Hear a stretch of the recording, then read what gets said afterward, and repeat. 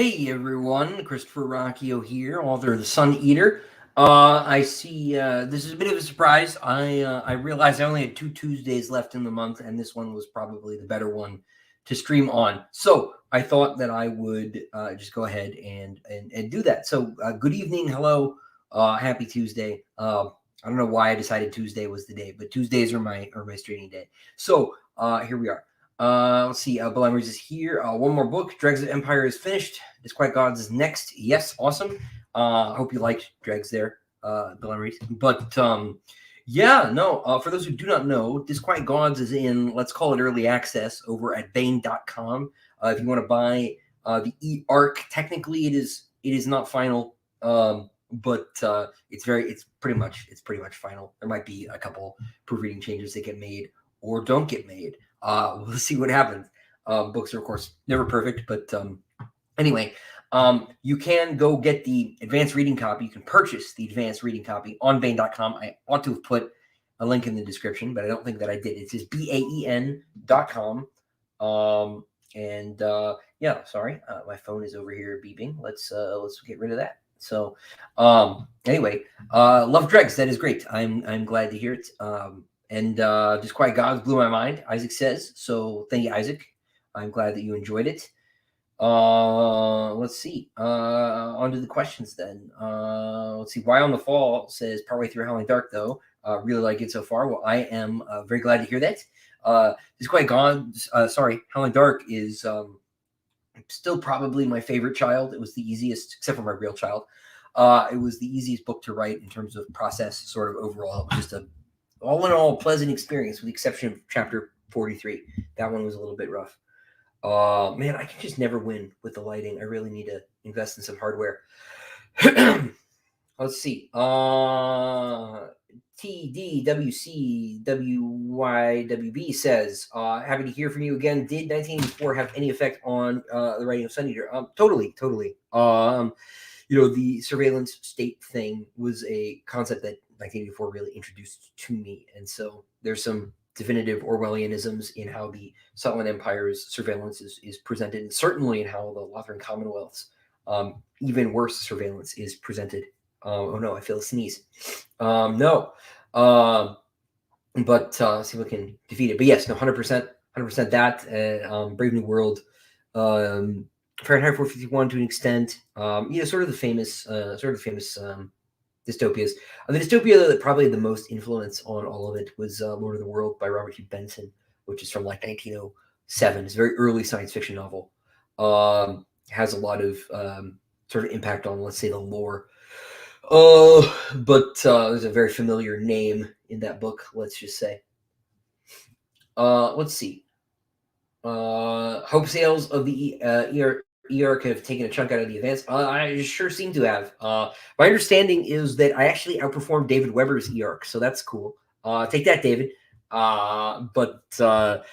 David Weber's he's a great guy. But I was up against an Honor Harrington novel, and I apparently, at least on launch day, we moved more EARCs than New York Times bestseller David Weber did of his most famous series. So that's pretty cool. Let's see. Local email. Welcome back. Greetings. Looking forward to Disquiet Gods. Will I be touring soon? Conventions, BookTube. I'll definitely be on BookTube for sure. I know we haven't set a date on anything, but Daniel Green has said he wants to talk to me. And Patrick Leo said that he wants to talk to me too. I think they both want to catch up first before we do that. So it might still be a little while, but I know that's happening. I've got I have like 5 stream things this week. I had one on was it Sunday or Saturday? Saturday with Amazing Worlds. I did one earlier today with TBRCon. It was a big panel on world building. It was me and 4 of the writers. Aliette de Bodar was there. Hugh Steer, Taryn Hunt? Is that right? I'm sorry. And Marina Lostetter. So that was a good panel. And then I got an interview on Thursday. I can't remember the name of the podcast on that one off the top of my head. And then I have one on Friday as well, I think, about Tolkien with Peter Nealon and Mike Cooper, who were sort of band guys. So that'll be fun.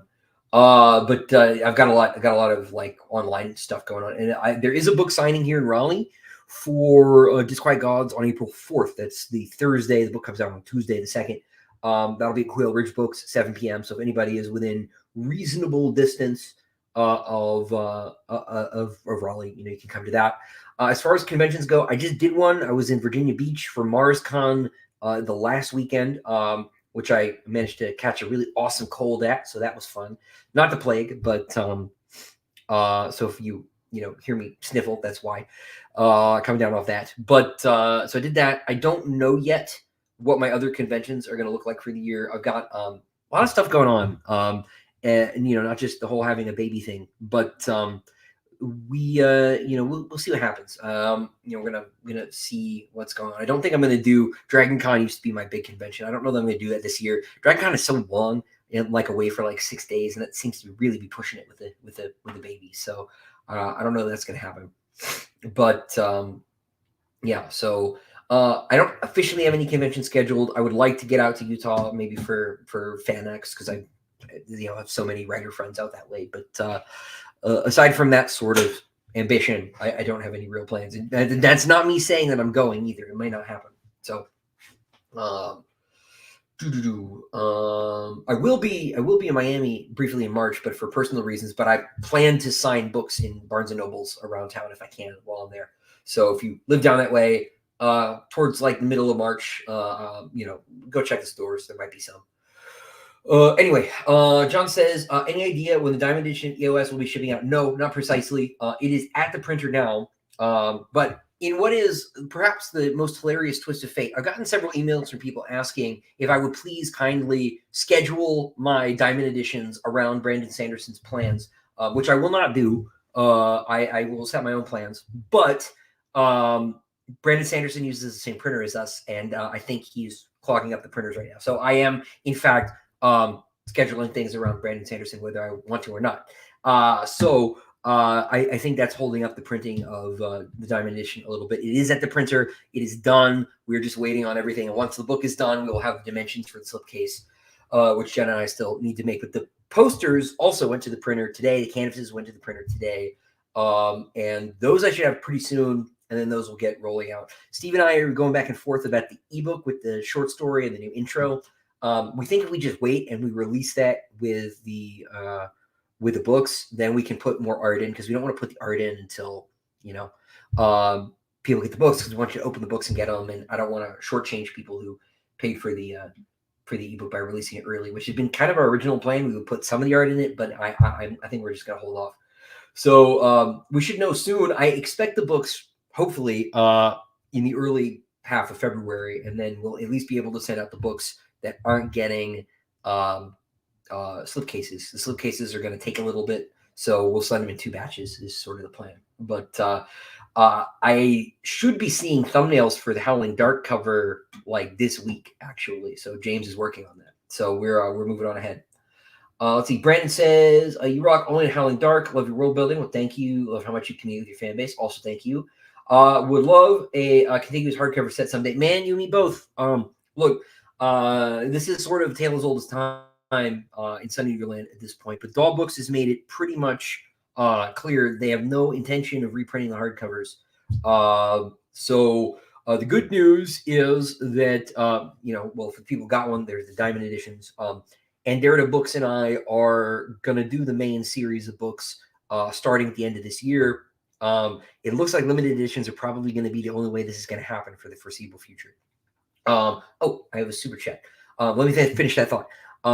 So if you would like to drop Daw Books a polite message, please be polite and say, hey, I'm very interested in buying Empire of Silence, Howling Dark, etc. Would you ever consider reprinting the hardcover? Maybe if they get a few hundred of those, they'll change their mind. But they said, and this is like not unusual for a publisher, right? That the only authors they keep in print in hardcover in perpetuity are Tad Williams and Patrick Rothfuss, and I am not in those guys' weight class. Not even close. So I understand why they don't want to do it. Hardcovers take up a lot more space. They're bigger, they're heavier, they're more expensive to print, and then they sit in the warehouse if the books don't sell, and they have to pay rent on them, and they take up space, so they pay more rent on them. And so they're looking at hardcover print run right, as a potential like loss, right, and they're a little cagey about losses. So sorry about that. I'm still new in the whole super chat thing. Judge Singh, thank you, sir, for 20 Canadian. Hey, Christopher, recently got to know about the Sun Eater and am almost 50% done with the first book and I'm loving it. Well, thank you. Look forward to reading the whole series and wish you all the best for Disquiet Gods. Well, thank you so much. And thank you for the super chat. It means so much. I hope you enjoy the rest of the books. Thanks. Welcome to the Empire. So glad to have you here. Let's see. Where was I? A lot of questions. So Isaac says, how long was I planning that chapter, Disquiet Gods, the one that took forever for you? Feels like okay, so 40. Feels like everything was building to that. A long time. It's not the chapter in the book I was planning the longest. The one let's say with the surprise cameo at the end, I've been planning since I was a kid, and was very frustrated when somebody got to that idea before me. And decided I was going to do it anyway. I thought it would be a good scene, and I stuck to my guns. But no, chapter 40 has been in the works for a while. I think I spent 2 months. I think I spent as long on that chapter as I spent on the Dregs of Empire completely. That chapter was a nightmare. So, yeah, Zen, it was a surprise. I hadn't broadcast that this was happening. Partly I was curious to see how we would do without any warning at all. We got 44 people so far, so that's pretty cool. Picked up like 300 subscribers in the last month, and I've done like no videos, so also cool. That's probably Daniel Green's doing. If I had to guess, it was a bunch of goblins. If that's you, welcome. Yeah, no, so it was a bit of a surprise. I'm always about to do something awful, and I'm not going to stop either. Life is pain, so, yeah.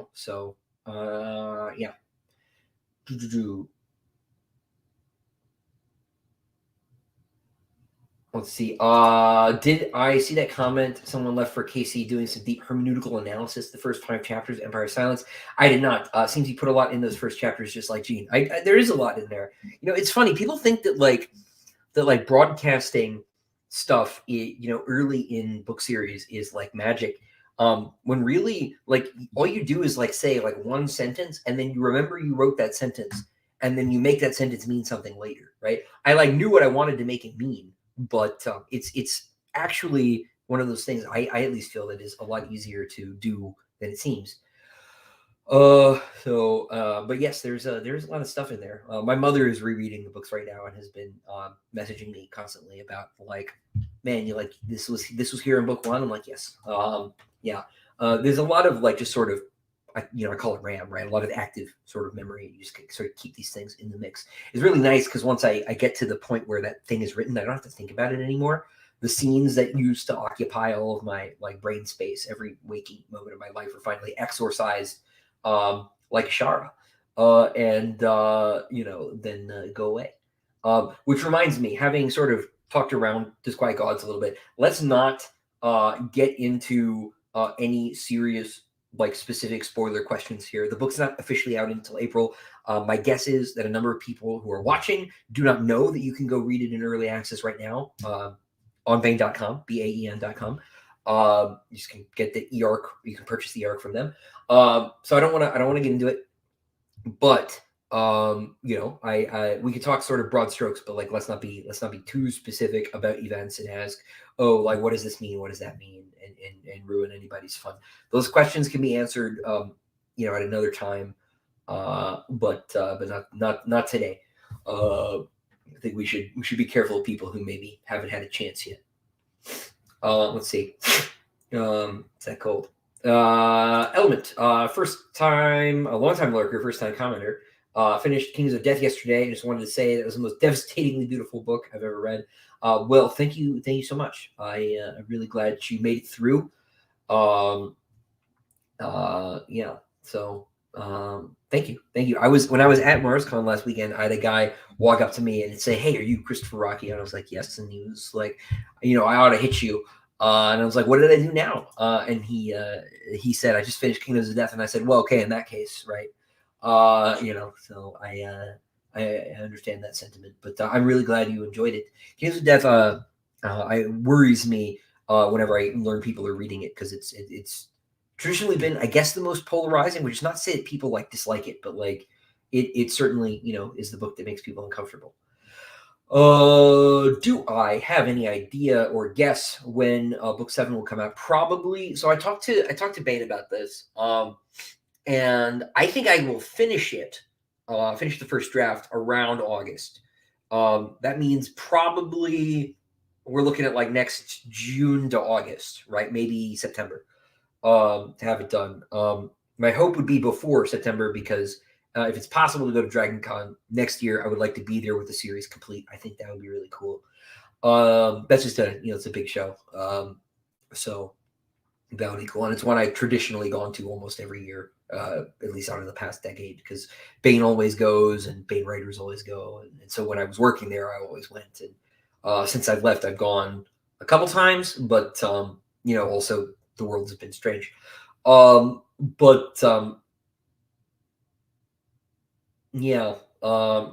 looking like next summer will probably be the case. It'll be done this year. With any luck, I will also finish whatever the next book is before. My hope is I finish book 7, novella 4, and the next book by the end of the year. That last one, probably not true unless novella 4 turns into the next book, which is possible. Novella 4 is probably going to be the Valka story. I could see that turning into a novel. And I'm just going to kind of ride that out, see what happens. If it becomes a novel, it becomes a novel. If it doesn't, it doesn't. But probably the next book won't be done until like March, April next year. But we'll see. Not sure what it'll be yet, but book 7 will be done this year. And so next summer probably looks about right. So it'll be a little bit more than a year before it comes out. But I think Bane has already scheduled all their new releases up through April of next year anyway. So it couldn't be sooner than that. They're all slated. Looks like we got another super chat, so let's check that out. Benjamin B. Ramanthanu is a new favorite character of mine. The Yurtani Dragoon is very memorable too. Do you have a formula for making side characters sing? New favorite quote is "Glory or Decay." Well, I can't take credit for that. That phrase is a reference to a song by the band Judicator. There's a bit of an homage to in that part of the book. As far as a formula, no. The thing about characters, right, or the thing about writing in general, I was saying this on the stream earlier. Oops, I should minimize that. Is that it really takes less than people think to make a character or a place or an idea sort of stick out or stick in people's memories. You can do a lot with a little, and so hitting the same note a few times in descriptions, whether that's like latching onto a physical feature or a speech mannerism or something, is enough to get people to really like that character. And it's sort of like a refrain in a song, right? And so if you think about Homer, right, he has epithets for his characters, right? We talk about this isn't really a character, right? But it is goddess Dawn, rosy-fingered Dawn, right? Hector is master of horses, right? And so when you hear the phrase, you get this sort of nostalgic feeling about the character in question, right? You can do this without using an actual Homeric epithet. You can do this by giving them, again, like a speech tick or a personality trait in some little way. So that when it comes up, people are like, oh yeah, this is that guy. He's the guy who, I don't know, swears a lot, right? I like that guy. And people will attach to these little details pretty easily, and they construct, a lot of details that aren't on the page around the little detail that you've given them that fleshes the character out automatically, if that makes sense. It's kind of like magic. Let's see. Sayamara Vesper says, talked a little bit in the past about wanting to write more in the Sun Eater universe after book 7. Do you see that writing as moving beyond book 7 time-wise, or filling in the details of the universe? Both. The one thing I'm pretty sure I'm not going to really do is like a big prequel series. I'm not going to do. See, the thing about prequels is they're very often there are ways to make them really creative, but typically they're creatively dead because they're mostly done around explicating questions that the readers already have the answers to, right? Star Wars is a really good example of this. There aren't really any surprises in the prequel movies. As I'll say that I don't love them or pod racing, but they don't really add any context or sort of deepen or strengthen things. So, in any serious way, in part because I mean Star Wars, I love the 6 movies, but there's no central plan. There was no long-term thinking about any of that, right? So like the pieces don't fit as well together as people like to pretend they do. But I mostly am interested in bringing things forward. If I do go backwards in the timeline, it will be very far backwards, and in ways and to events that might surprise people, and also in ways that are like not strictly connected to Hadrian, right? There's a whole timeline here. But for example, like I have no intention of writing the Foundation War. I'm just not going to do it. It is better as backstory, and that way it will stay. So we'll see. I have no shortage of ideas though. Rest assured. Have I read any of Brandon Sanderson's work? Yes, I read Elantris, which I know is like the worst thing to read, but it was what was given to me, and I did not like it. And that's fine. Look, I've not, when I was saying earlier, I have no intention of scheduling my career around his career. That's not a personal thing, right? Like I'm not going to just step out of the way, and not do what is best for me because some other writer is doing something. Case in point, I had the Dregs of Empire come out the same day, accidentally, that the new Rothfuss novella came out. I didn't even know that. Dregs of Empire did fine. Broadly speaking, I don't think that I'm in competition for other writers. Now, I understand why somebody who wants to spend, $300 on a Brandon Sanderson book and $100 on a me book, like, can't do both if it's at the same time. But, like, that, oh well, but we since we have the same printer, like I said, we're sort of scheduling around him anyway.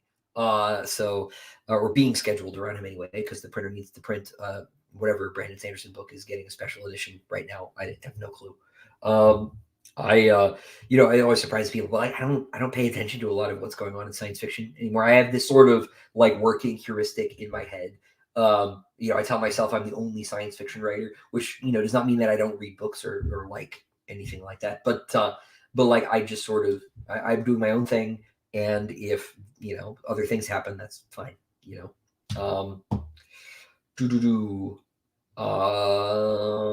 Hope Book 7 is going well. Book 7 actually is going kind of poorly at the moment.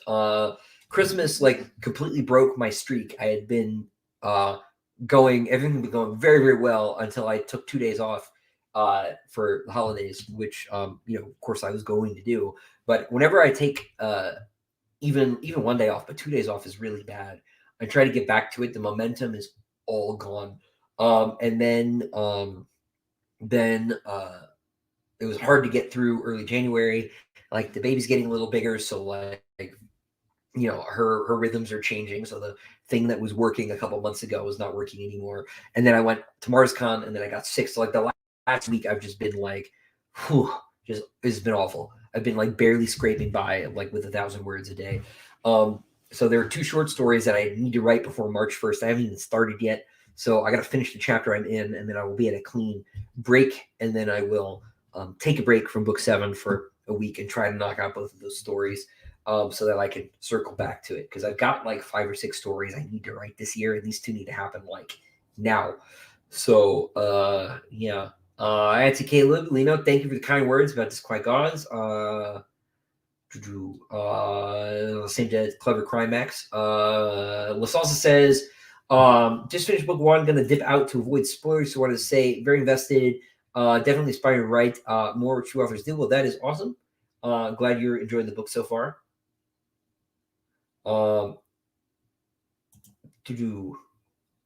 Chapter 40 was so good. Well, thank you, Jake. I'm really, really relieved to hear that after how much angst that chapter caused for me.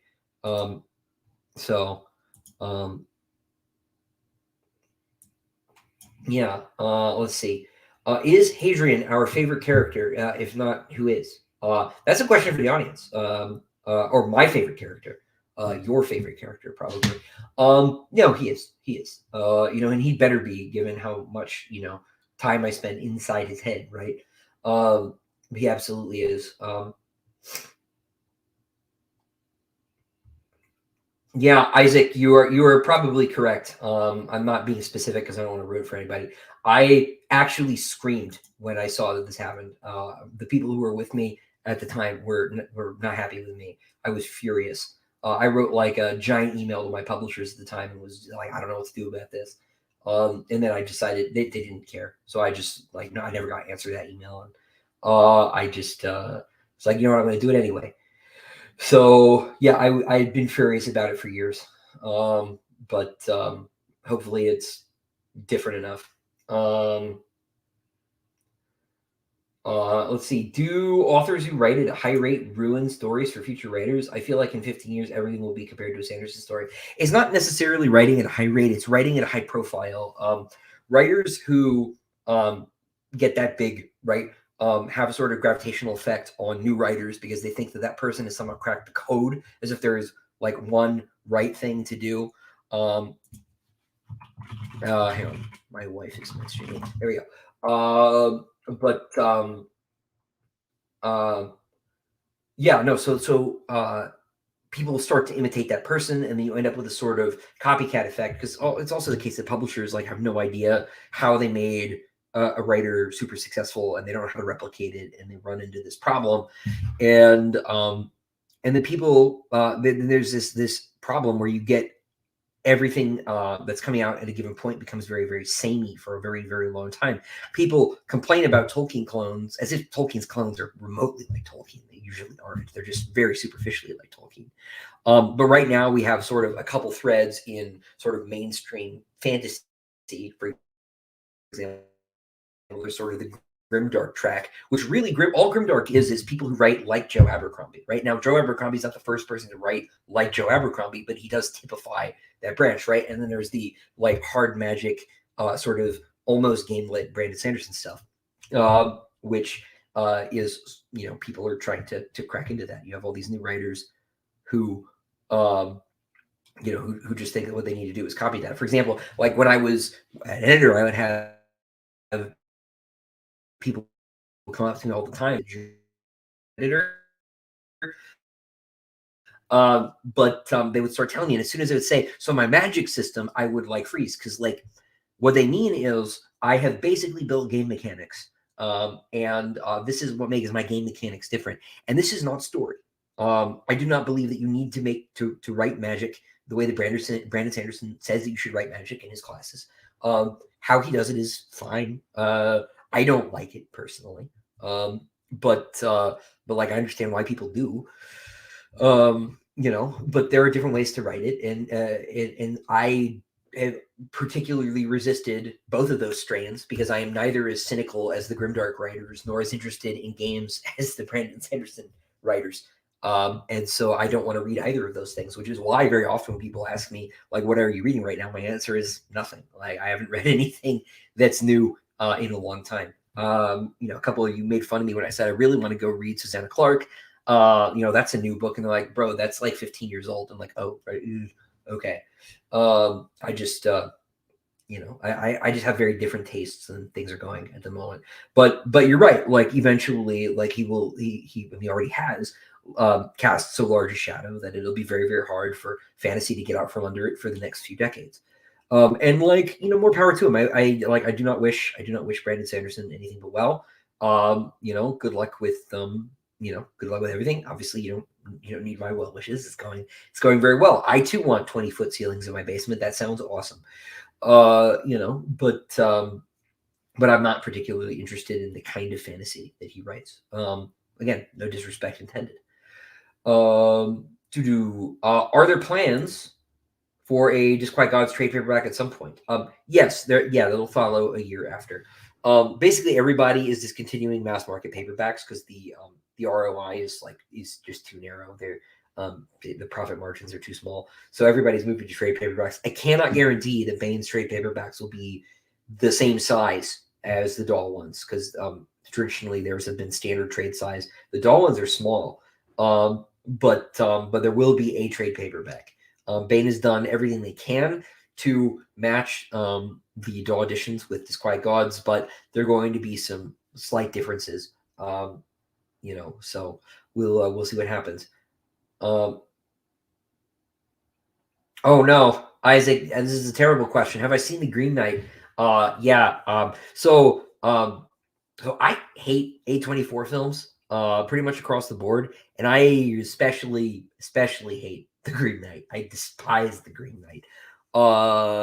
It made like the last time a movie made me that angry, not like bored, sad. I was furious. Was when I went to see The Hateful Eight, which is garbage. Tarantino is better than that movie. I just, what the hell? That's a whole other conversation. But I don't like The Green Knight because it does. I kind of like the atmosphere. I like the presentation of the Green Knight himself, right? But it was so mean spirited towards the original poem. It was so tonally deconstructive that I just deeply resented it. The whole film can be really summed up in that moment where is it Barry Cowan's character? I think it's Barry Cowan in that movie who stomps on the Pentangle shield, right? And cracks the visage of the Virgin Mary, which is shot upside down. So it's already inverted, which is disrespectful. And then he breaks it in half. And this is the magical shield that protects Gawain, right? And so by breaking it, what you're saying is like, this isn't that Gawain story, right? It's not that. And then the movie does the worst thing any work of art can ever do. It wastes your time with that like protracted fake out ending that doesn't end up mattering and isn't real. It just everything about it was so pretentious and awful and deliberately misunderstanding of the original material. I'm sorry to be so negative about it. I know you said you liked it, but you asked, and I will not lie to you. I hate that movie. It was Dev Patel deserved a better film. But sorry. Yeah. Anyway, I should have known because like I'd never liked an A24 movie, but I love my Arthurian lit, so I tried. Can you ask a spoiler question about Book of the New Sun? Absolutely. I will do my best. Muhammad Zawiya says, Chris, you're my favorite new writer, and I didn't even read any of your books. Well, I'm honored. Thank you so much. Just waiting on the paperbacks. They should be by the end of the month, is what they've told me. So, so I'm hoping they'll be back soon. Galahad. Speaking of Galahad, and Arthurian Knights. Are Hyperion fans more acclimatized to references and get what you're trying to do? As I'm never accused of ripping off Hyperion. Yeah, I think that must be it. I've said before, the idea that like I could seriously engage with literary intertextuality, right, was something that I learned from Hyperion. And I'd never thought that I could so overtly connect to other works and stuff like that, because he does that in the same way that I do, not just with classical works like John Keats poems or Huck Finn. Huck Finn's not really classical; it's modern, right? But you get the point, right? But also with other science fiction books, the detective's tale is basically set in the sprawl from Neuromancer, just on another planet. Like they talk about ice instead of firewalls, right?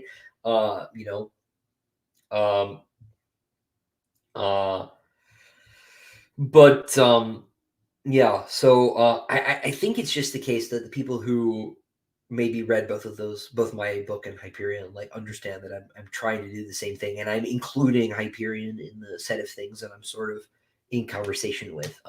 I have nothing but respect and for Dan Simmons. Hyperion's amazing. I love Ilium and Olympus even more. Not a huge Endymion fan, but I still like them. He just doesn't understand Catholic theology very well. Yeah, is my general impression. But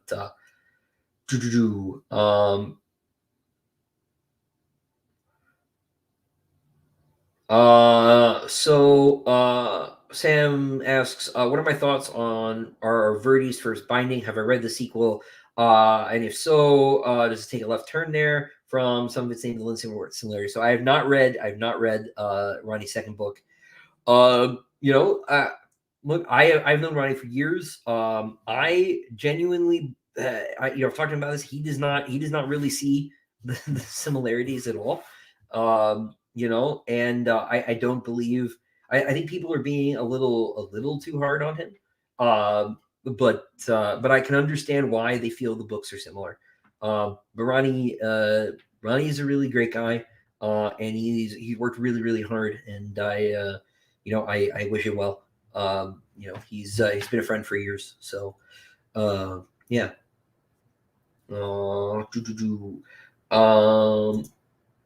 Loving Sun Eater series, was proud of you finishing the series. I am not done. I have one more book. I have one more book. For new readers to really enjoy the series, would I mind reposting my suggested reading list for related stories? I will tell you real quick.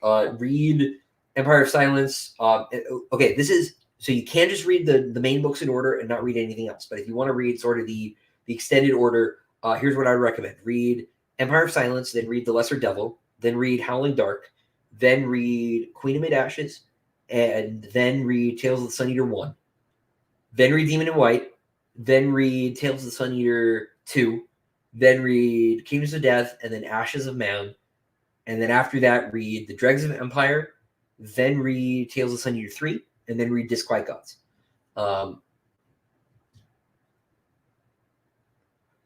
Let's see. Somebody's got it posted. I'm sure someone could drop that into the comments. So let's see.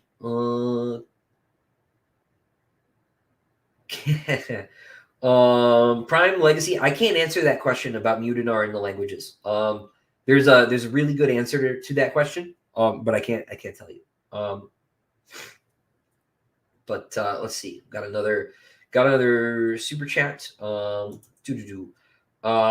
For if it how much of Anakin is truly in Hadrian? Anakin is my favorite character of all time, but Had is climbing fast. I truly see a lot of him in Had. Please don't kill him in book 7. I love him too much. I don't know about like really how much. So here's the one definitive Anakin trait that is in Hadrian. Hadrian will hook his thumbs in his belt the same way that Darth Vader does. That is like the one like little personality trait that's definitively there. That every time I do that, I'm like, I'm thinking of David Prowse standing there in the suit, and of course, Hayden doesn't get a lot of credit for this, but he tried really, really hard to imitate both David Prowse's body language and James Earl Jones's vocal inflections. It just doesn't scan when you're not wearing the suit and the helmet and you have the breathing. And I think a lot of people didn't realize that. Man, I saw the rumor too that he might voice Shadow the Hedgehog, just as an aside. That is so inspired. I hope that's true. I would go broke watching Sonic 3 if Hayden Christensen is Shadow the Hedgehog. I can see the memes already. It's so beautiful. But the point is I don't think Hayden gets enough credit for work there. And also he's very convincing as a swordsman in a way that a lot of actors aren't. Obviously lightsaber moves are a little bit goofy, but he's genuinely frightening in his movements. It's very, very, very fun to watch. He needs to get his own he needs a John Wick style revival. Hayden does. Sorry, I'm sort of off topic, but he needs a role like John Wick. I think that would be good for him. Rather than being relegated to Disney Plus appearances, which not good for anybody. But no, I don't know is a definitive answer to that question. Hadrian's got he's definitely got some Anakin energy in there. I think particularly early on, I think a lot of his sort of awkward teenagerisms are a consequence of my growing up a prequels fan. Hard to know, hard to say definitively. Let's see. Are there any specific monarchs that have influenced personality of William 23? Not specifically. That's a really interesting question. I would need to think about it. The sort of when I write William, I think about Jude Law's performance in The Young Pope a lot. I'm a big Jude Law fan. That first season is pretty good. The second one is terrible. The new Pope sucks, but the Young Pope is pretty good. And his performance in that is just really sort of electric. But I always think of William as Jude Law, who is not a monarch, obviously, but that performance in particular, which is pretty monarchical. But as far as historically, I don't really know. I would need to think about that.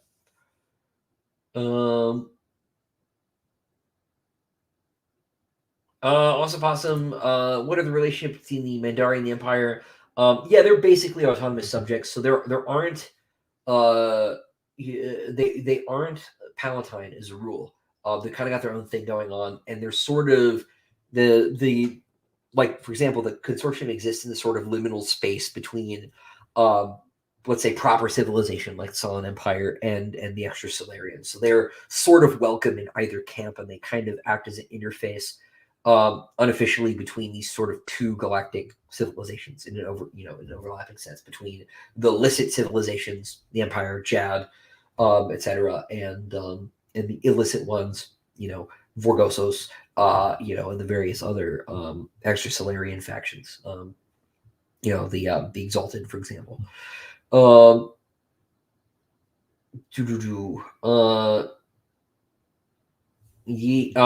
an interesting question. Doombot, are there any martial scholiasts, like an order that studies military history and fighting forms?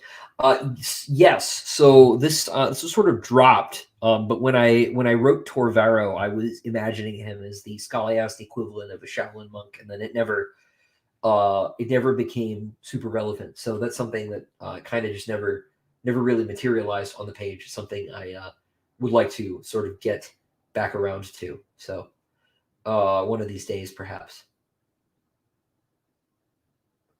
Joe, glad you joined Disquiet Gods. High Tyrant, same. Chapter 25 is your favorite. I think I can guess why. Austin, welcome to the Empire. Enjoy Howling Dark. Glad you're here. When I write, do I ever imagine how it'll sound in Rukin's dulcet tones as narration's got here? No. I have my own sort of Hadrian voice, and it pre-exists the audiobooks, and so it's never really gone anywhere. I love Rukin's performance, though. He's great. He's great. Isaac, I appreciate your sympathy. I'm glad the scenes still work for you. I've said this before. Like, especially if I discover that something I want to do has already been done and I didn't know, or someone beats me to it and I learn that it's happened, I just do it anyway. It doesn't matter. So besides, I personally think maybe I did it better. So, but or could do it better depending on the situation. Let's see. YouTube never tells me when these happen. It's okay. I didn't tell anybody. I literally made the stream, Orion, 1 minute before I went live. So, oh man, Sam, that's a big question. We'll get to that in a second. What's my opinion on the Matrix movies? I like the first two. I know a lot of people don't like Reloaded. I think Reloaded is actually fine. I think the problem is Revolutions is terrible. Revolutions has like a couple cool set pieces. Like the battle is cool. The problem with the battle is all the characters you give a shit about aren't in it, and so it's like a complete waste of time. The Smith fight's pretty cool, but like the big problem with Revolutions is like Lawrence Fishburne has like 5 lines, and Morpheus is the best character, which is why I refuse to even watch the 4th one. Like he's not in it.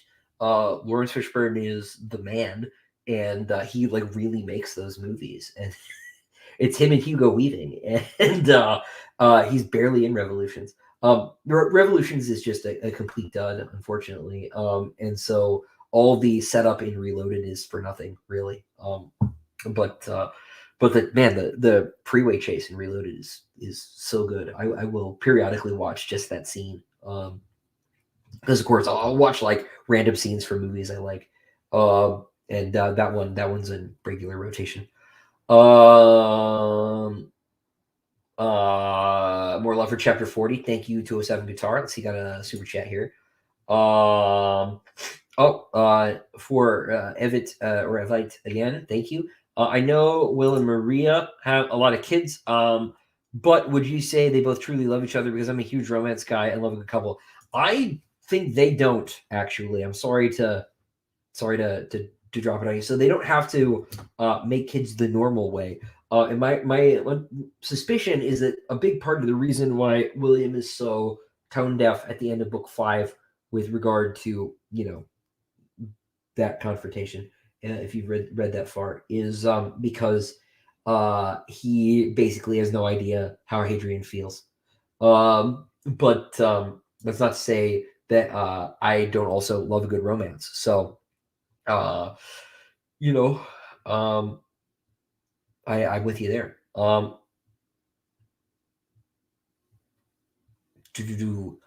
At some point after the Diamond editions come out, will I ever put a reference of what the changes are from the original published version? Probably not, because I didn't keep a record of everything that I changed.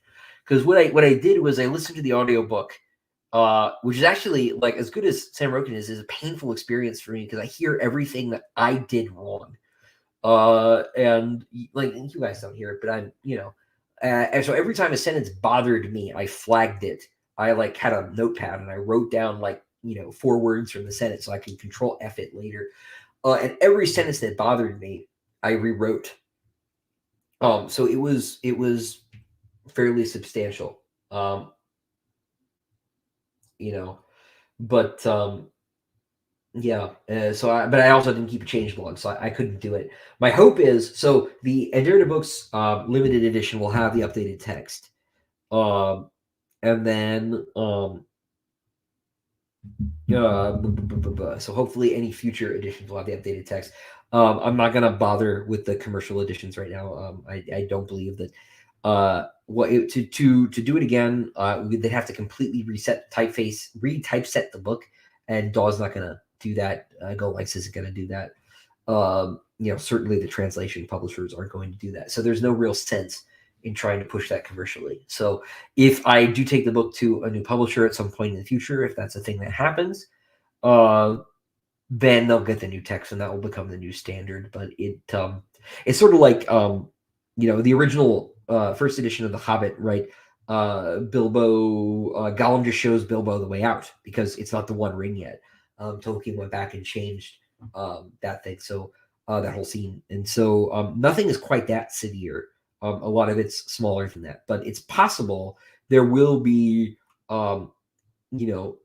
similar larger changes in the later books. I haven't gotten there yet, but there are a couple things I know need to be altered a little bit. Someone pointed out a continuity error between books 3 and 6 reading the E-arc. The problem is book 3 is the one that's wrong. So that's a bit of a trick. So I'll have to fix that later.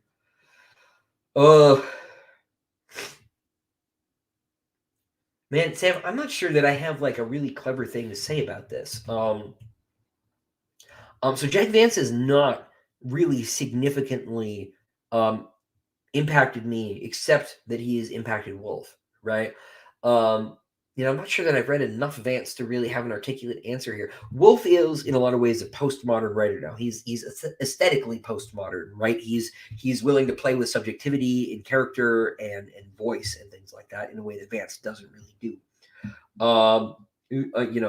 And so like the tone and the feel, and I don't want to be disparaging to Jack Vance, but in the depth of Wolfe's prose, Wolfe exceeds Vance, I think, in a lot of ways. It's much darker. Wolfe's a lot darker, a lot more obscure than Vance is.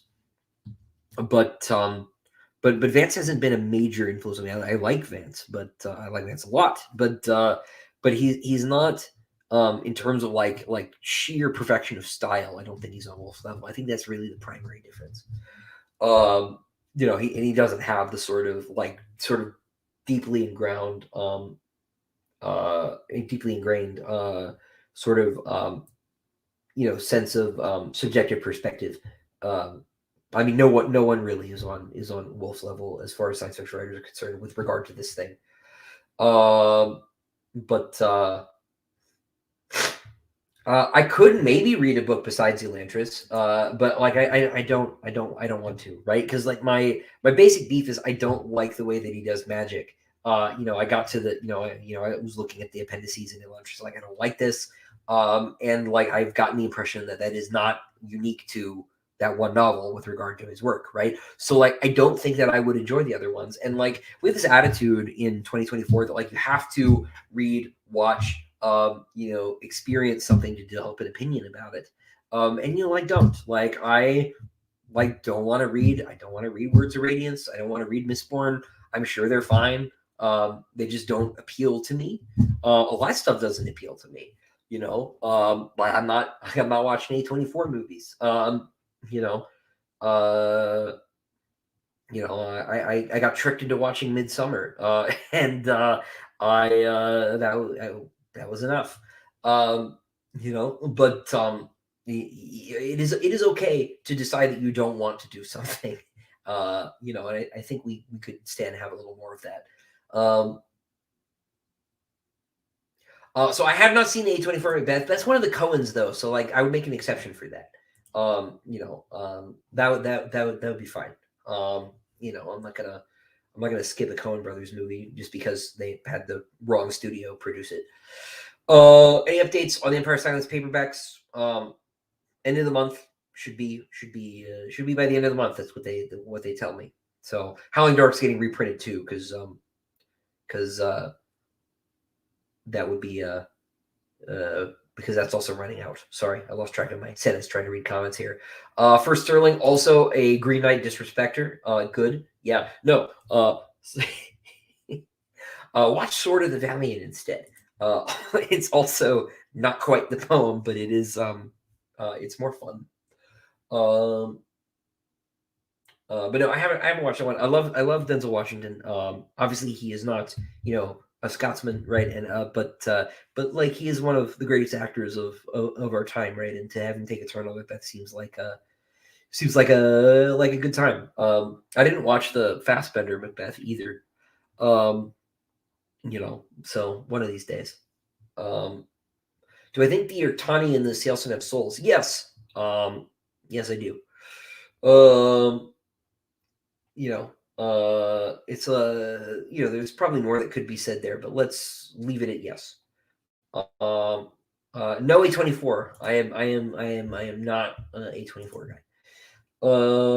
T Butler says, "Hey Chris, halfway through the book's first book in the series, and loving it already. Bought the rest of the series. Question: is the Gladiator cover character on the cover supposed to be Hadrian? Yes. That outfit is not literally in the book anywhere, which is not true of the other covers. The first book's cover is less literal, let's say, and more symbolic, more interpretive.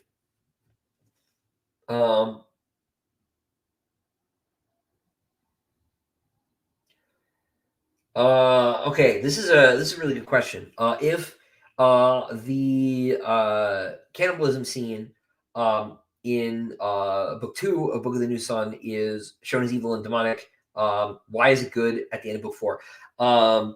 Okay, so this is a this is sort of like a Catholic theological point, right? So this is going to sound a little bit weird. Cannibalism is bad unless you are eating, the bread that is me, right?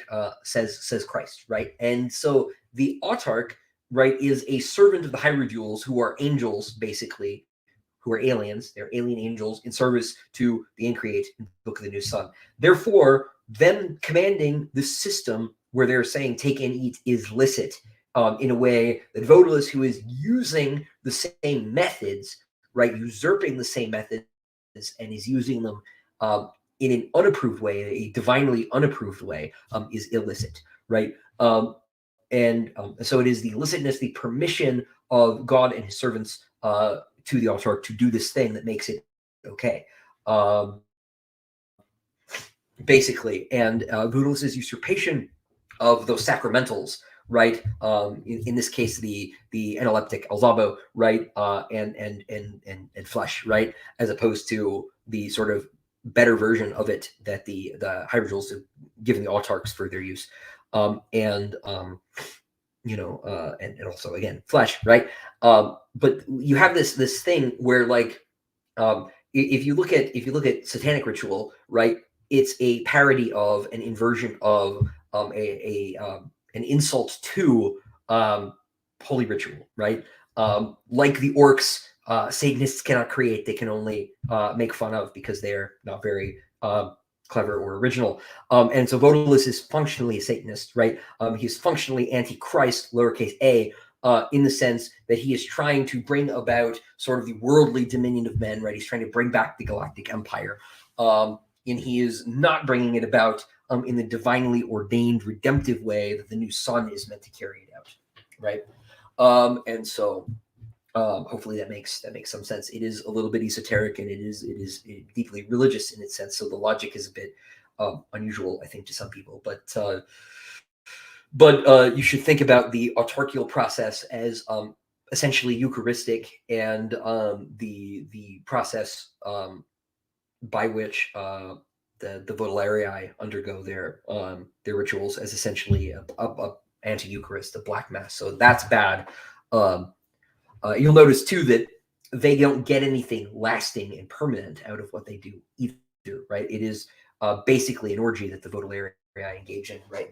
They share in Thecla's memory and her person for an evening, but they don't have this lasting impact. Severian literally brings her back to life within himself, right? Which is a little bit of a different situation. So that's sort of my best attempt off the cuff to handle that subject. It would maybe be clearer if I wrote it down, but hopefully that was helpful.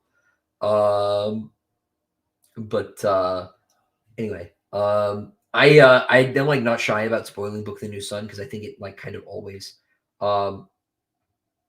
helps to explain it. Oh yeah, Mel Rubius himself basically said the same thing. Good job, Mel Rubius. I'm glad you could be here from your trips in the across the universe with the dog.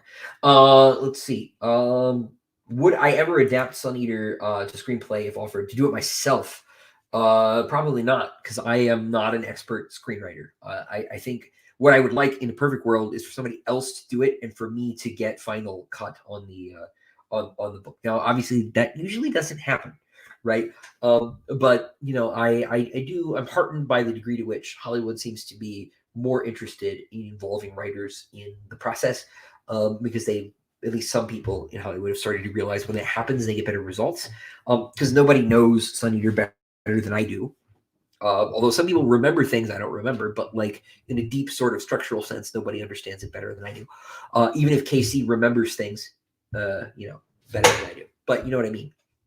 So I would like in a perfect world want to go through and make sure nobody's like missing the point. For example, Verhoeven does not understand Starship Troopers. And in a weird way, the people who misunderstand Verhoeven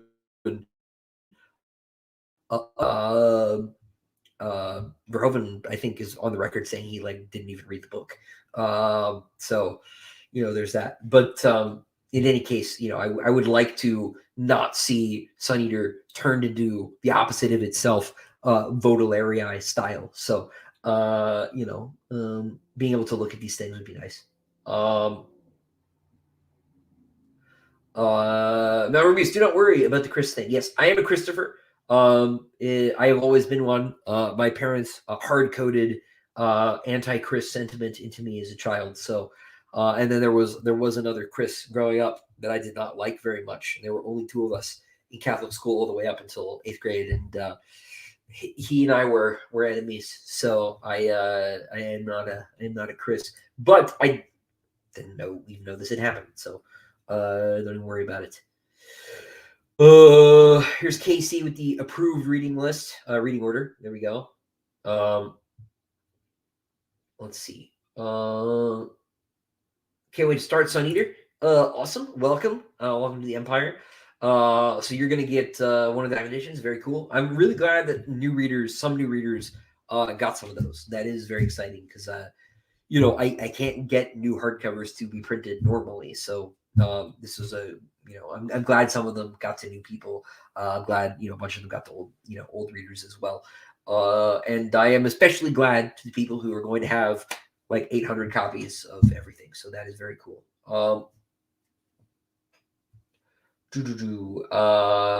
Non-spoiler, just quite God's question, I will allow. How clever did I feel with Hadrian saying the person next to him let out a breath he hadn't realized they were holding? I did that for you and for everybody on Mike's server. I didn't even know that was a cliche until you all told me it was. So you're welcome. I do believe that I cackled when I did that because, yeah. It seems Catholicism gets demonized a lot with sci-fi and fantasy. What misrepresentations of the faith frustrate you the most when you see them? The one that I almost committed myself. I was deeply disaffected agnostic when I started writing Empire of Silence and created the Chantry. A lot of the anti-Catholic sort of treatment in science fiction is simply an extension of the anti-Roman biases in American culture and in English-speaking culture generally, right? The fact that we believe in, the Dark Ages, so-called, right, is itself an anti-Roman sort of belief, which is largely predicated on anti-Spanish sentiment from when the English and the Spanish were mortal enemies trying to control the seas, right? People think the Catholic Church is differentially evil for the same reason that your boomer uncle says everybody should just speak English in this country, right? As if the Spanish-speaking inhabitants of Florida weren't there when we got Florida. It's all rooted in the same sort of historical silliness. So like all of the the portrayal of the Inquisition, the portrayal of the Crusades in science fiction, or like when it gets exported to, for example, like I love Stargate, but like the Ori, for example, are just space Catholics with their polytheist space Catholics, right? They have a crusade even though they don't have a cross, right? Which that word means cross, right? I was just talking about this on, I think it was on Amazing Worlds, right?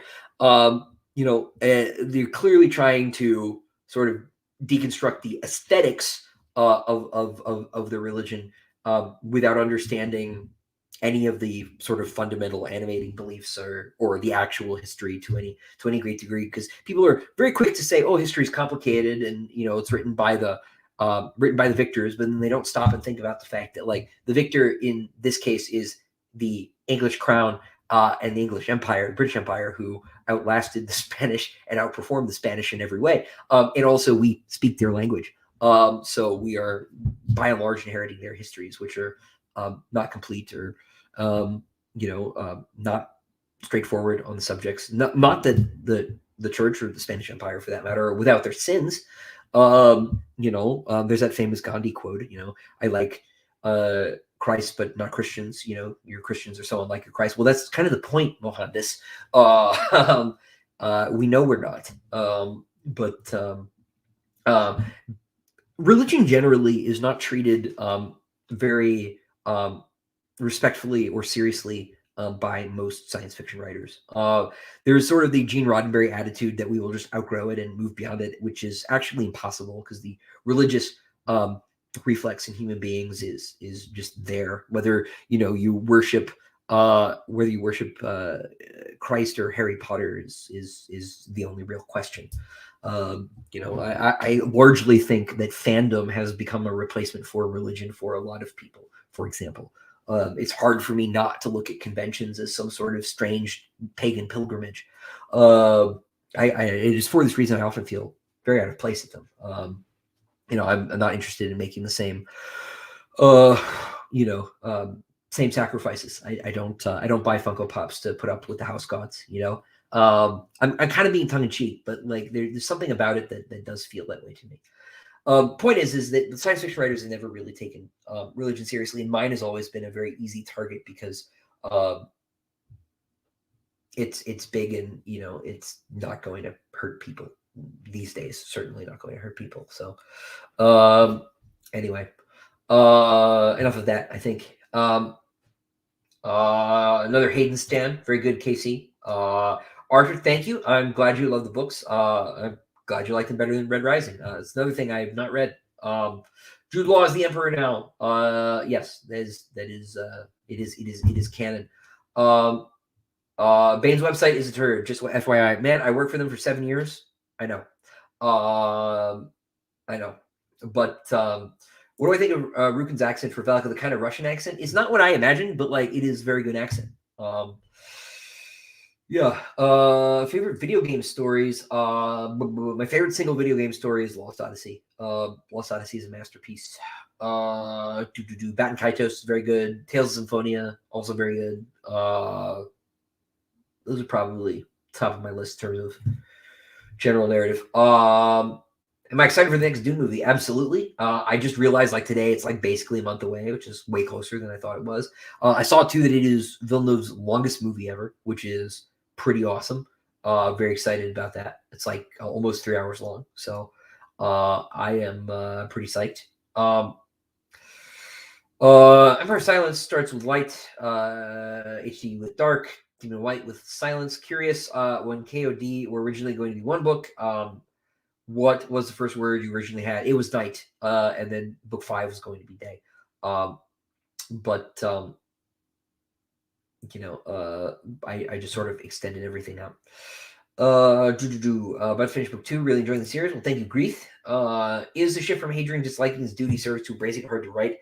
The change really was apparent to me. RSB asks. I don't know that it was hard to write exactly, but it's sometimes hard to remember, like not to like revert to an earlier version of the character in your head just from habit, right?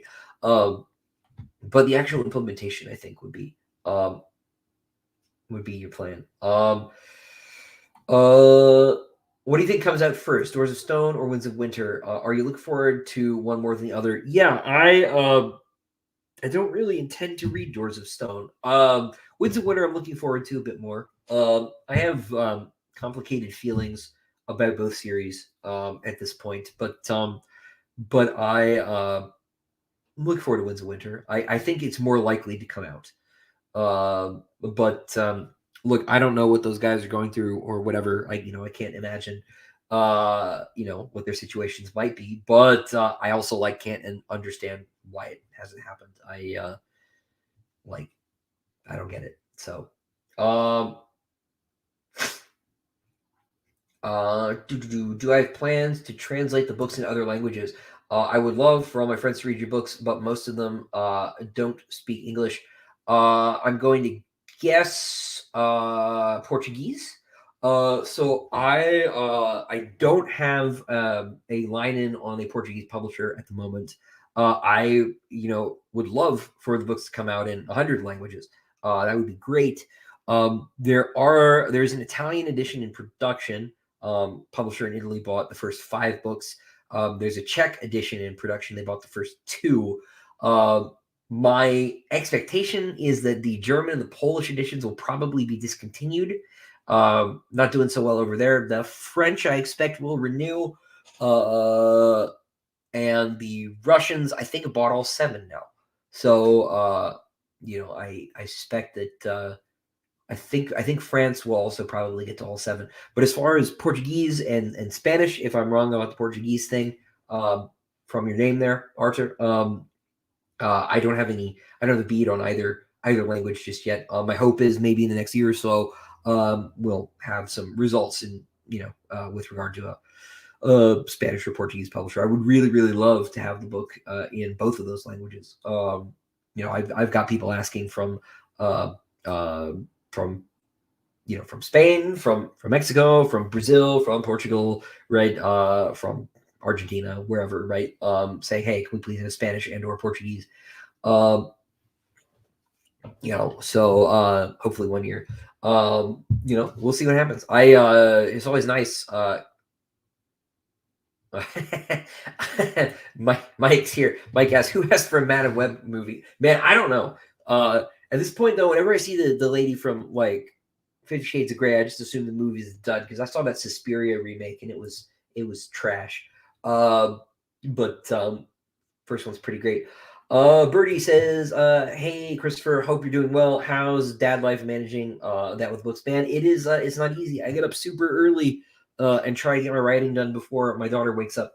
Uh, I do not always succeed, and the last week has been pretty hard. So in particular, but being a dad is very cool. It's like way cooler than being a writer. I'm gonna put that out there. Anybody who like thinks that it's like the worst thing that's going to happen to you to have kids is actually the opposite of that. Like I was saying to my friend yesterday, because I have a friend who's about to have a little girl too. Like all the stupid, like cheesy platitudes old people said to you when you were a kid about how being a parent is cool. Like I keep like accidentally almost saying all of them because it's actually just telling you the truth.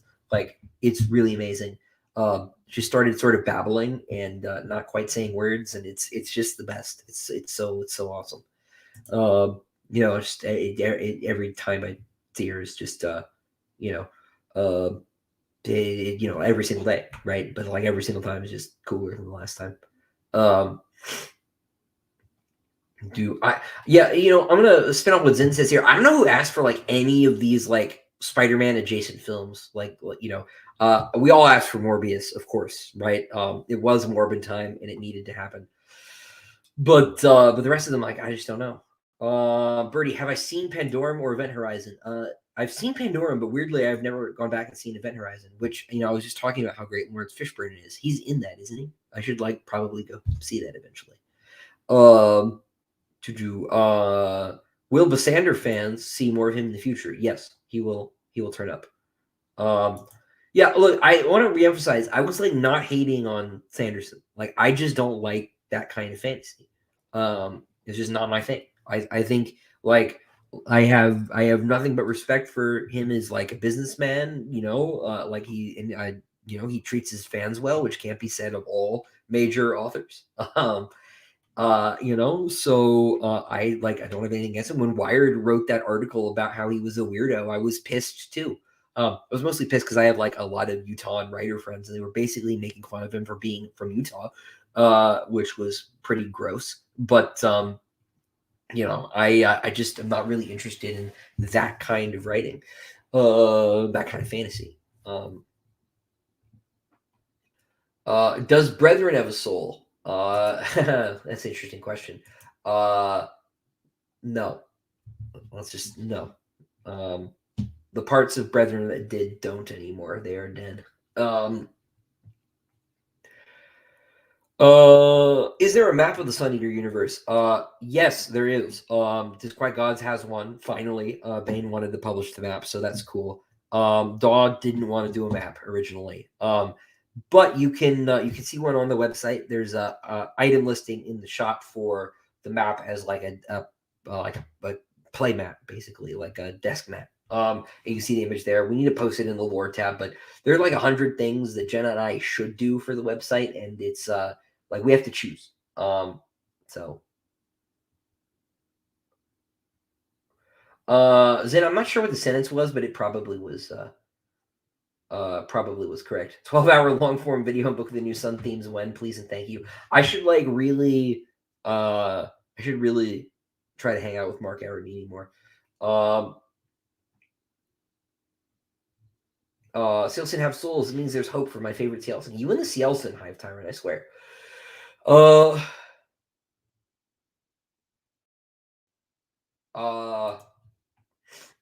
Yes, it is addressing Earth to an extent. The Erebus and Abaya stuff. Jenna will write the screenplay. Yes, she will guess because my wife has not read the books, of course. I haven't seen Arrival when it came out. Yeah, it was great. It was great. I've not read the stories. I know a guy who, if I remember this correctly, got in a fight with Ted Chiang, like back in the day. which I think is funny. But any word on DAW letting me print more Diamond editions? I have not asked. I suspect that it will not be a problem. But I intend to ask when I go back to them to ask for Kingdoms of Death and Ashes of Man, which is in a few years. I'm not gonna try and do it now. I think them being limited now is good. When we do more, they probably won't be numbered. Dave Gross, I have to say your series Unfathomably Epic and Vast. Well, thank you. Hard to get my head about it. Maybe this is due to the fact I'm from Cary. That's the problem. That is the problem right there. Cary, like, this is Cary, man. I'm sorry. I'm a Raleigh guy, and so many people who live here now, like, don't get the, like, if you live in Raleigh, you just like Cary's bad, Chapel Hill's bad, Durham's bad, Wake Forest is okay, Nightdale's okay. But like these are the rules. Like I remember as a kid, my parents were like, "Ugh, Cary, ugh, Durham, ugh, Chapel Hill." So therein lies your problem. But nobody's perfect, right? But I'm really glad you're enjoying the book. And if you're still in the area, we're doing a book signing for Disquiet Gods on April 4th at Quail Ridge Books in North Hills. So hopefully see you there. How far do I think AI will develop? It's interesting to see the absolute frenzy going on across the world around it. I don't know, but if interesting is the word I would use. I think it's already out of hand. I think it will get much worse. Thing is this is, Frank Herbert gets like a lot of credit as like sort of a weird prophet, right? But this is the place where he was most accurate, right? His Butlerian Jihad is not Omnius and Erasmus and Space Skynet and Cymic brain Gundams, right? His Butlerian Jihad was like Zuckerberg and Sergey Brin and all of these sort of technocrats using artificial intelligence to manipulate the world, right? It was tyranny of the tech moguls, and that Butlerian Jihad we're hurtling toward. It's already here, right? A lot of the hysteria in the world and in America in particular the last decade was artificially generated by social media in order to I guess influence the outcome of elections, but certainly to make money on ad revenue while they were at it. Social media, which is algorithmically driven, right, which is a kind of artificial intelligence, has immiserated people, right? TikTok is clearly a super weapon designed to harm children. It's going to get much worse. It's going to get much worse. And I recognize the irony of having this conversation on YouTube, but I intend to distance myself from the internet in my day-to-day life even more than I already have. Just because, so much of the world is fake now. Sam, you were probably correct. I haven't even played The Last of Us. I don't like zombies that much. So I just sort of avoided it for the same reason I never watched The Walking Dead. But so I haven't seen the show. But my understanding is that that I wouldn't like it from the plot summaries that I've read. Have I seen Constantine with Keanu Reeves? Man, like a long time ago. I don't have anything clever to say about it. I remember Peter Stormare was pretty awesome in that movie, but that's all I got to say there. How did I plan this all out? It seems like it is well thought out, but there are still things you are coming up with that you did not envision when you wrote Empire Science. There are things. There is a world building mechanic in book 7 with regard to the function of the demiurge that I planned as I was writing the chapter, because I needed the playing field to be more equal in the scene. Let's just say. So I needed to come up with some world building notes there. I won't say anymore. We're talking about book 7 at this point, but I do plan a lot ahead. And like I was saying earlier in the stream, it doesn't take a lot to sort of look like a genius long term, because you can say like a one sentence thing in book 1 and then figure out what it means while you're writing book 3 and deploy it in book 5. And as long as you keep it in there, right? Like for example, Game of Thrones, in the first chapter, Mance Rayder is mentioned by name. Mance Rayder does not appear until I think book 3. in some substantive way. And it's possible that when George wrote, I'm certain it's almost got to be true because he's not an outliner, right? That character was only a name, right? But when you go to reread Game of Thrones and you see Mance Rayder in the first chapter, right? You think of the Night's Watch guy with the cloak that's been repaired with the red thread and his sort of, the Dornishman's wife thing and all of that, right? You're like, oh, George had all that in his head. What a genius. And the answer is he probably didn't, right? He probably just had the name and he used the name when he got there later and figured out all of that stuff later, right? Now, of course, there's stuff that is intended in that first chapter. The stag and the wolf eviscerating each other is like very evocative and symbolic of what happens in the book and in the books that follow, right? Baratheon and Stark basically dismember each other as families. So like that's clearly like more substantive. But like I don't know how much of Mance Rayder George Martin had sort of figured out as a character, right? But like all you have to do is say the name, and then when people go back and reread, they will bring all that stuff back from the books from the later books in that reread, right? And you as a writer don't have to do anything. All George Martin did was say Mance Rayder, the King Beyond the Wall. Like you didn't have to know anything about him at that point. Necessarily.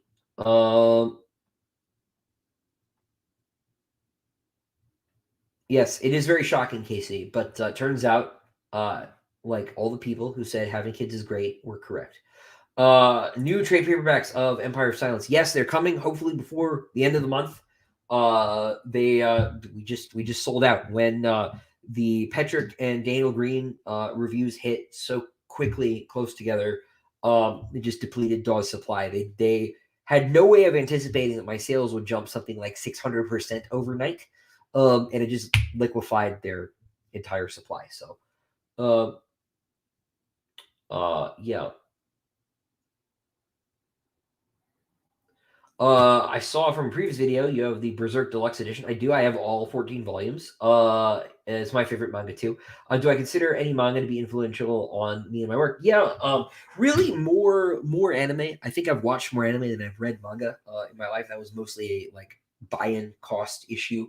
When I was a kid, it was a lot easier to let's just say acquire anime and than it was for me to go to Borders and buy tankopons. I mostly was watching anime. Berserk certainly is an influence. Cowboy Bebop is an influence for sure. Ghost in the Shell is probably the biggest one. Mostly the Oshi films, Standalone Complex to an extent, but mostly the Oshi films. But no, I definitely have an anime, manga, and JRPG for that matter influence in sort of how I think about things. I think my plot structure is fundamentally Japanese. I can never remember what the Japanese word for their for is with a break, but I tend to think that way more than I think in the Aristotelian 5-act, 3-act model. But it's really hard for me to elaborate on that. Who is my favorite Roman emperor and why? Theodosius. No, for the obvious reason. No, my favorite Roman emperor is Justinian. Of course, we call him Byzantine, right? But that's an that's an Englishism, right? We're talking about the Dark Ages thing and historical misconceptions earlier. But Justinian's my guy. He's sort of in a way he's he's sort of the last Latin emperor. In a lot of ways, he spoke Latin, he didn't speak Greek, but look, I have a lot of sympathy for a short guy who takes over and runs things. But no, Justinian's he is sort of, I think, the best of the class of emperor who is an uncompromising antagonist to the entrenched Roman bureaucracy, right? When you see emperors like Caligula, like Domitian, who are generally remembered poorly, they're remembered poorly not because they were actually crazy. Caligula was almost certainly not insane, but because they were antagonistic to the Roman elite class, right? It's pretty obvious when Caligula comes and makes his horse a senator, that he's not crazy. That this is an insult to the senators. who he is bullying, right? He's portrayed as crazy for doing this, for all sorts of things. When you talk about, like, for example, Caligula's his interest in marrying his sisters, right? Oh, he's crazy, right? Yeah, and like this is kind of gross, right? But what he's trying to do is set himself up as a pharaonic kind of god king, and he wanted to move the capital to Alexandria. And if he had done that, he would have defanged the senatorial class permanently by moving the imperial court to where they didn't have influence.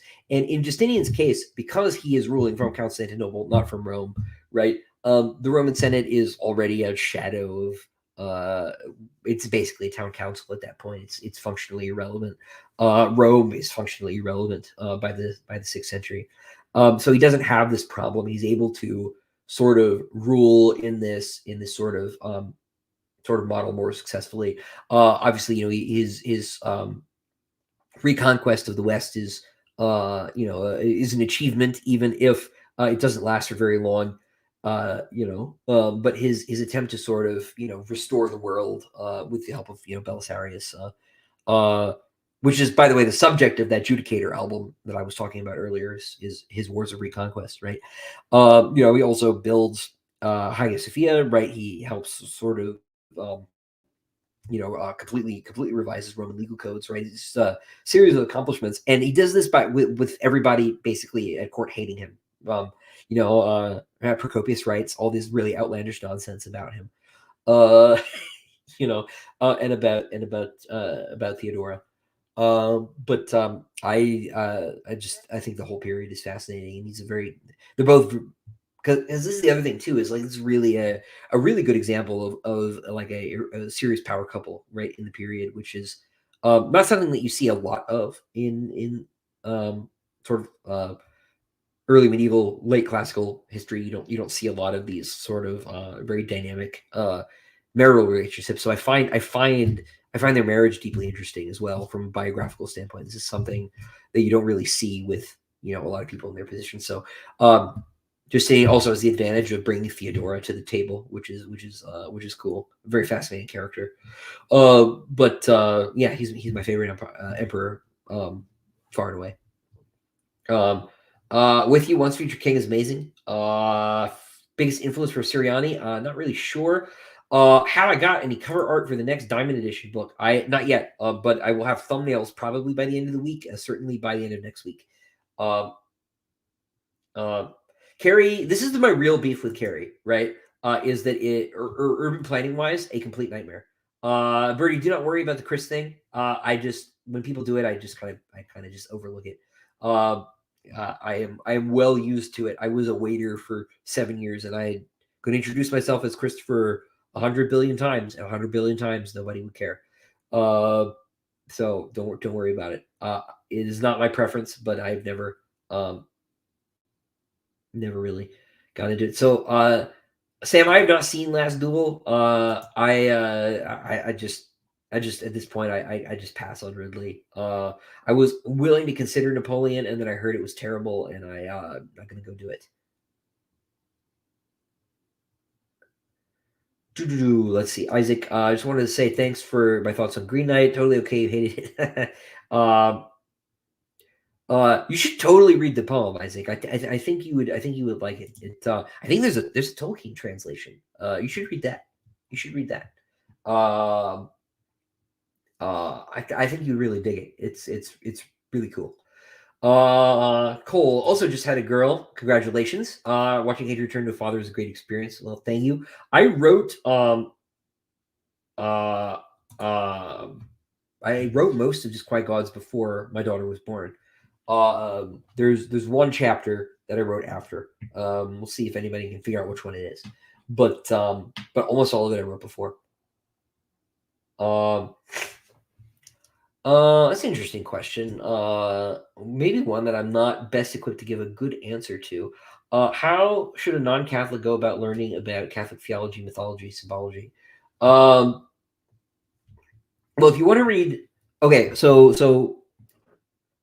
sorry, there's been a lot of religion in this one. I hope it's not putting people off, but the best easy thing you can do is there are two podcasts that you can listen to.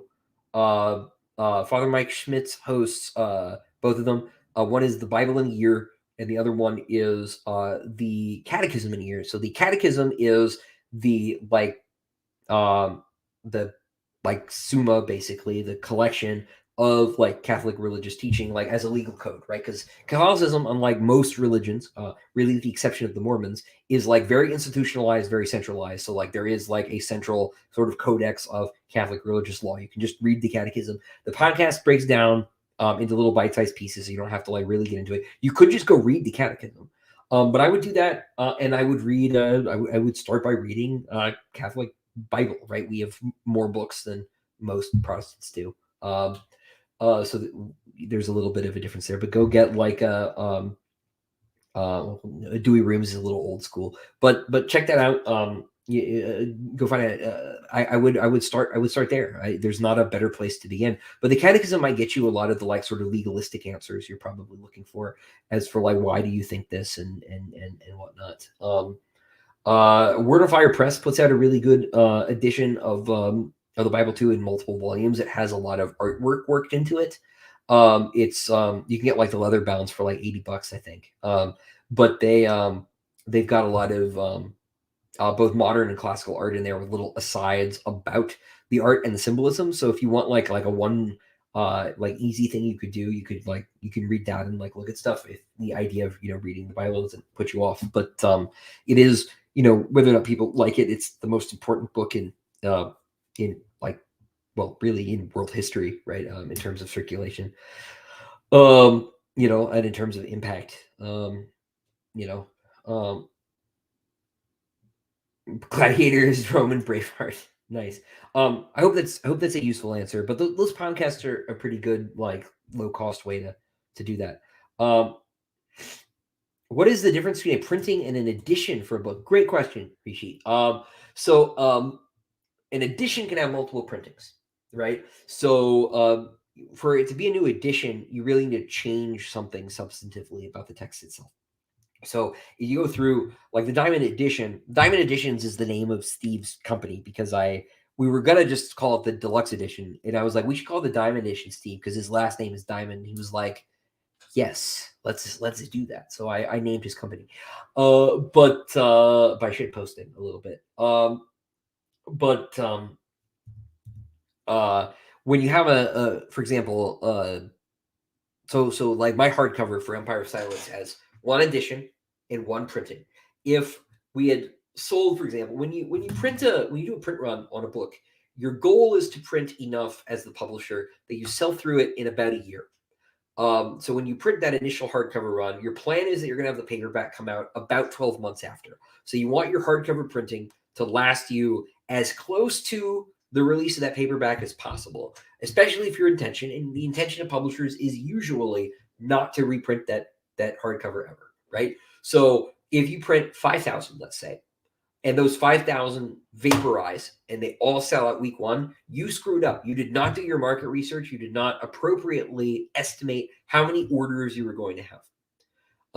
And publishers get paid, by the way, when the retailers buy the books. So when Barnes & Noble buys, when Amazon buys books from the publisher out of that 5,000, the publisher gets money. And then the reason you do that about a year thing is because about a year later, any books that are still, particularly on Barnes & Noble shelves, are going to get packed up and returned, at which point you have to pay them back, right? So your goal is to get basically exactly the right number printed, because then you're not getting any returns, and then you don't have to deal with them. If you do get returns, you probably are not going to do another printing. Now, with the paperbacks, usually, and you usually do them with paperbacks because they're cheaper, and the margins are better. Profit margins are better. What will happen is, as your print run runs down, you'll print a new printing. So you'll have, say, 5,000, and then you'll be down to the last 500, last 1,000 or whatever. And then a note will go in automatically that will say, hey, we need a book time on one of the printers. And there are only, I think, 3 factories in the United States that are capable of producing at volume, the kind of volume that we're talking about when we're printing national commercial book runs, whether that's 5,000 or 500,000 copies, right? Depending on the book. 500,000, pretty uncommon these days, but there are really only 3 binderies that are capable of doing that. It might be 4. there are lots of smaller ones that are capable of doing stuff like, like the Diamond Edition, printing just 1,000 copies of something. But if you're going to print like 10,000 hardcovers, there aren't a lot of places that can do that at speed and at scale and at cost. So you have to book time well in advance. And what happened was Empire of Silence trade paperback sold so much faster than the scheduled reprint date. So they tried to get a new date, but the soonest they could get was like a month and a half later. And there's like nothing that could be done about that because those printers were all booked for, I don't know, whatever Oprah's book club and Reese Witherspoon's book club have on their list, and like whatever, the next New York Times best-selling novel is going to be, and whatever, Clive Cussler's Ghost is up to. I don't know, right? Like those presses are all scheduled well in advance, and this problem has gotten worse as paper supply is crunched and all these other things have gone on. So when that happens, you get a second printing. So if I were to go through and completely revise Empire of Silence, for example, right, which I did for the Diamond Edition, and that were to get printed, then it would behoove me to put second edition or something, at least on the copyright page, if not on the title page. But you can see this if you look in the copyright page. You can see what the edition is and what the printing is, usually on the copyright page.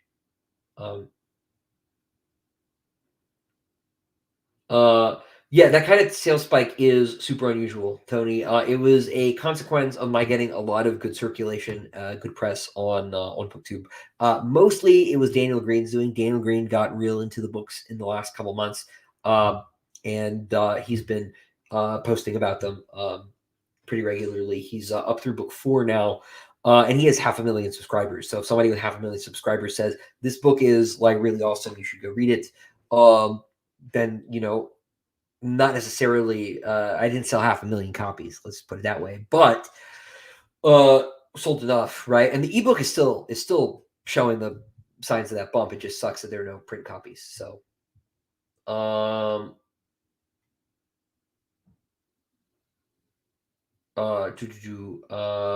so wait, thanks for talking about DJ Butler. I read Witchy Eye and enjoyed it. Any other underrated recommendations? Yeah, sure. When I was at Bain, I acquired one author. I wasn't really in the acquisitions business.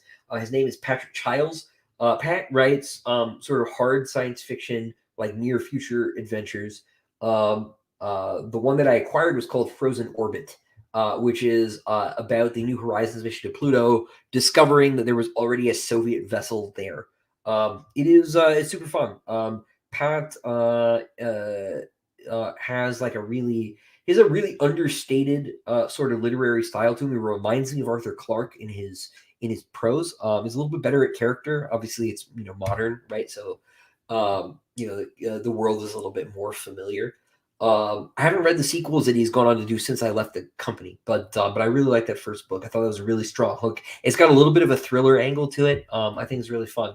So that's a good book. But Witchy Eye is like, man, Witchy Eye is really good. So this is a tough act to follow for anybody.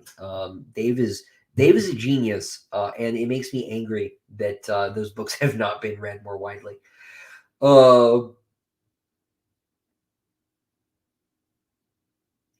Dennis, that's a really good question. It's kind of a big spoiler one though for people who haven't gotten that far. So let's see. I describe it as not changing actual location, but creating moments. How do you picture this? If you'll forgive me, Dennis, I'm gonna pass on that one. I don't have a good way to answer that without losing people who might not be so far. I should really do like a spoiler stream at some point, and we should just get into this stuff. Okay, let's see. Berserk is my favorite manga as well. While Miura never got to finish his masterpiece, I feel he lived to see the most important part of Guts' journey to the end. I won't spoil it for people. I agree. I think where his work ends is a really good ending. It just, obviously the plot's not concluded, but emotionally it ends on such a strong and specific note with that last picture of Griffith. That I'm emotionally satisfied with the whole thing.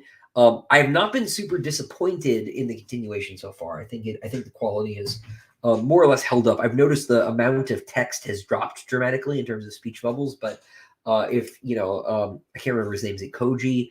If Koji, can get us through this last, I guess it's the last arc. They're probably not going to like make it go longer than anything else, because I know he said he's not going to put anything in the story he doesn't remember Miura telling him about. Or is it Mori Koji? Mori Koji? I don't know. The fellow who's taken over, his friend. But Giovanni Cruzano, will there be more hardcover releases? The resale is crazy. You're worth it, but times are rough. Yeah, well, first note about me being worth it is I don't get anything for those used book sales, so it's not me. If it were up to me, the books would be available much more cheaply. Which is why I went and did special editions, because that way I could, justify doing, what I did. But Dollbooks has made it pretty clear they have no intention of reprinting the hardcovers. So if you want, you can drop Daw a line, send them a polite email saying, "Hey, I would really like to buy this book. Please don't bully them or anything. Don't tell them I sent you either. That's not going to help, right? But say, hey, I would really be interested in buying a hardcover copy of Christopher Ruocchio's books and see what happens." Yeah.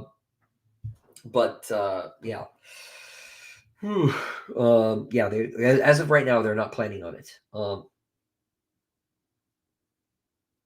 Let's see. Why are most sci-fi fantasy book sizes a small elephant these days? Do you think these types of stories warrant the length, or authors just not being economic with their words? I think there's a bit of I think there are a few factors in play. The first is I don't actually think most of them are this long these days. I think there are more long books now than there used to be, but the attitudes of publishing are militating pretty hard against really, really long stories these days. People really want things to shorten up. Agents, editors, publishers. Paper is very expensive. So the pressure is to actually go the other way. I'm sort of weird. I don't know of very many 250,000 word a book, 7-book series that are ongoing at the moment, right? The Expanse went to 9 books, for example, but in science fiction, at least, I can't think of another one. I'm sure someone will let me know. I guess like Alistair Reynolds' books are pretty long as well, but I'm not sure. I do think there is a economy problem with some writers. I found 40,000 words to get rid of in Disquiet Gods, which is a step I kind of wish I'd done with the other books too, frankly. But and that was just like decompressing the prose. That wasn't taking scenes out. I actually added a chapter when I cut 40,000 words. Otherwise, I would have cut about 45. But I think part of it too is that the nature of writing styles has changed. If you read Robert E. Howard, for example, which is fantasy, it's not science fiction, right? But you read Conan, Howard does in a novelette what most modern writers, in terms of plot movement, he moves as many pieces on the board as a modern giant novel does. He just is a lot, more summary in how he tells a story. Conan is not a shallow character by any means, contrary to what people think or even say about the stories. But a lot of that is left off the page. A lot of that is left more to implication and subtext. And a lot of it is left to inference in a way that modern writers don't do. So I think there's been a style shift as well.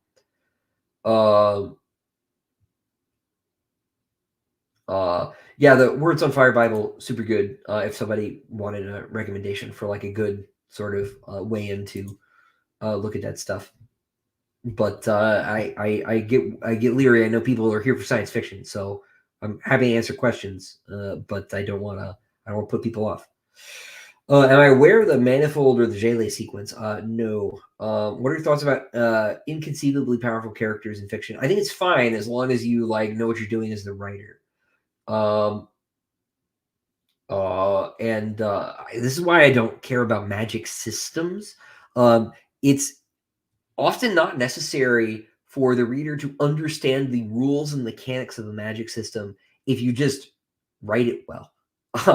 Maybe that sounds bitchy, but as long as I don't abuse my readers, suspension of disbelief and their kindness, you can get away with a lot of stuff, and you can get away without explaining a lot of stuff. So I just don't like to explain because I think that mystery is good. I think that not understanding things is good. I have this sense, and like I'll probably immediately not follow this advice again. That like it's maybe better if the magic user is not the point of view character, because in that way the magic doesn't have to be explained that much. I think Tolkien keeping Gandalf over there was pretty inspired, right? Not that Gandalf does a lot of actual flashy magic in the books, right? But like I think the fact that he's separate and he's not explaining that, how he is lighting the pine cones on fire, right? I think lends to Gandalf's air of mystique. Um, yeah, Isaac, let me know what you think of Green Knight. I haven't read it in years, but I think you'd like it. And of course, Tolkien being Tolkien, you know, it's good. Uh, Hive Tyrant said, heard an interesting Christian viewpoint on AI that we were developing it sort of replace God and fill the absence of God, so people feel. Yeah, so like here's the thing, like people don't get, right? Because they've seen too many bad horror movies, right? There's no such thing as the Antichrist, right? Like there is Antichrist, lowercase a, right? And what that is in a lot of ways is trying to create, right, Christianity without Christ, right? To create religion without God.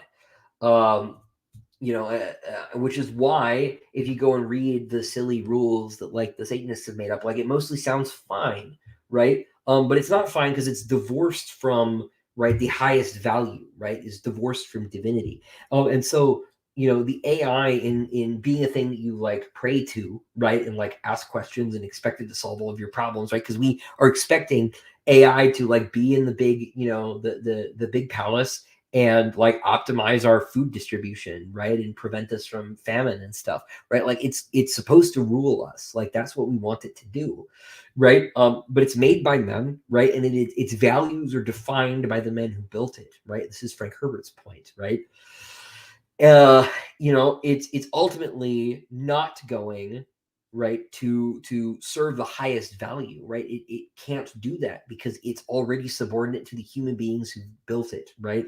And utopia always ends in failure, right? Every utopian philosophy from the post-revolutionary period on has ended in genocide, right? And so we've created a worse world, right, by trying to invent synthetic gods, whether that's the synthetic god of artificial intelligence or Marx's, synthetic god, right, or the synthetic god of the fascist state or whatever we've invented to replace God has not worked out for people.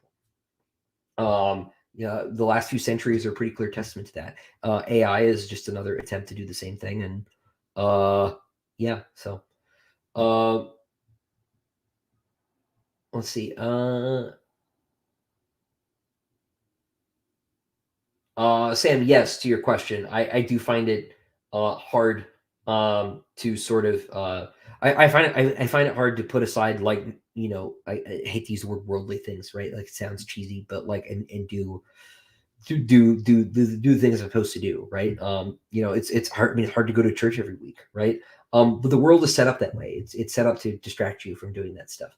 Um, uh, it's hard to make time, but it's supposed to be hard, right?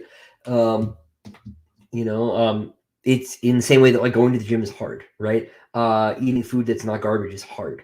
Nothing that's worth doing is easy. Um, let's see. Uh, I have not read Ada Palmer.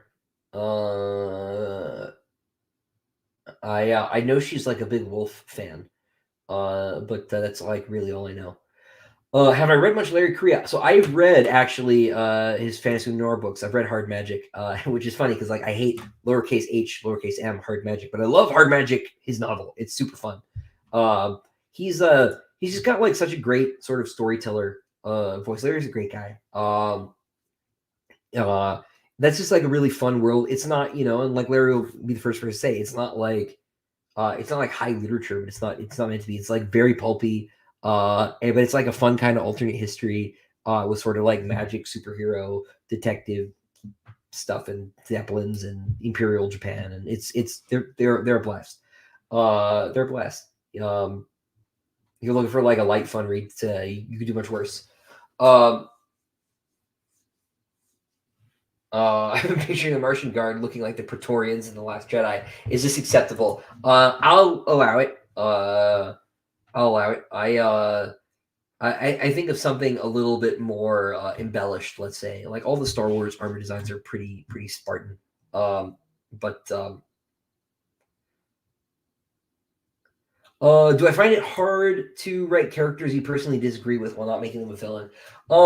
Initially, it was difficult just because I didn't have a really good grasp on like their motivations. Because the difficulty in like understanding another person's viewpoint is like understanding how like the pieces fit together, right? Because like these people's aims and their methodology are like often very divorced, right? People will like want something good, and then wanting that something good will make them do really silly things sometimes and really evil things sometimes. Now Valka's not a good example of that, right?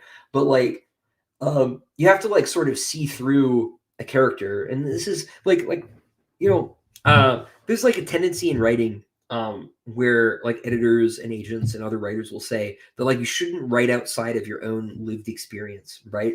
Like if you're not from Australia, like don't try to write like an Australian. If you're not a woman, don't try to write a woman. Writing is fundamentally an exercise in empathy, like for the writer, right? Because to write another person, right, is to try and imagine being in their shoes. And if you suck at it, right, then that's your fault, right? But the point is that you're supposed to try and get into someone else's head. And so like of course it's hard, right, to write someone who's like 2 degrees removed from you, 3 degrees removed from you, right? 6 degrees removed from you, the whole Kevin Bacon away, right? But like it's worth doing, and it's worth failing at. So it was hard getting into like aliens heads, because that's 7 degrees removed from you, right? But you have to try. Again, like nothing worth doing is nothing nothing easy is worth doing, right? So I hope that I've done my best, because the thing about drama too is that like it can do more than one thing at once, right? So you can have a character like win an argument and be wrong in a way that you can't do that in an essay too, right? So you have like a lot more space to play with these things. We're right at the 2-hour mark. We'll probably go a little bit longer, but let's see. Elise, hello. Is there any connection, Jasper asks, between the planet Godothan and the 4th century Welsh kingdom Godothan? 100%, yes. Yeah, there's sort of a symbolic connection between the poem Y Gododdin, right, and the desolation of the Godothan themselves, and the story, right? Yeah. Oh, cool. You got the green light. Awesome, Isaac. Great. 75% through. Just Quiet Gods. Great stuff. Thank you, Dark Star.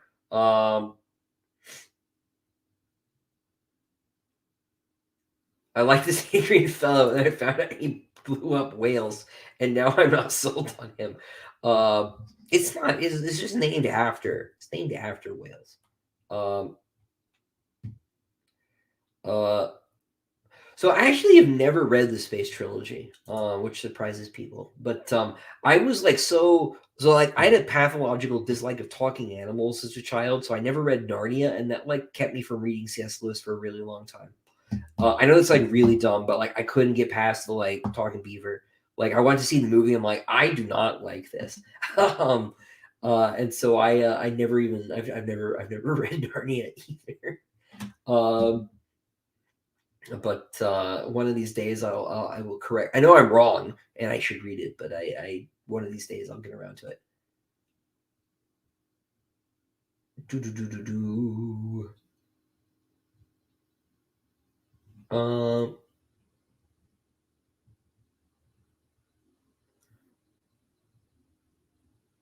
At least that's my experience with Book of the New Sun too. It just sort of takes time. It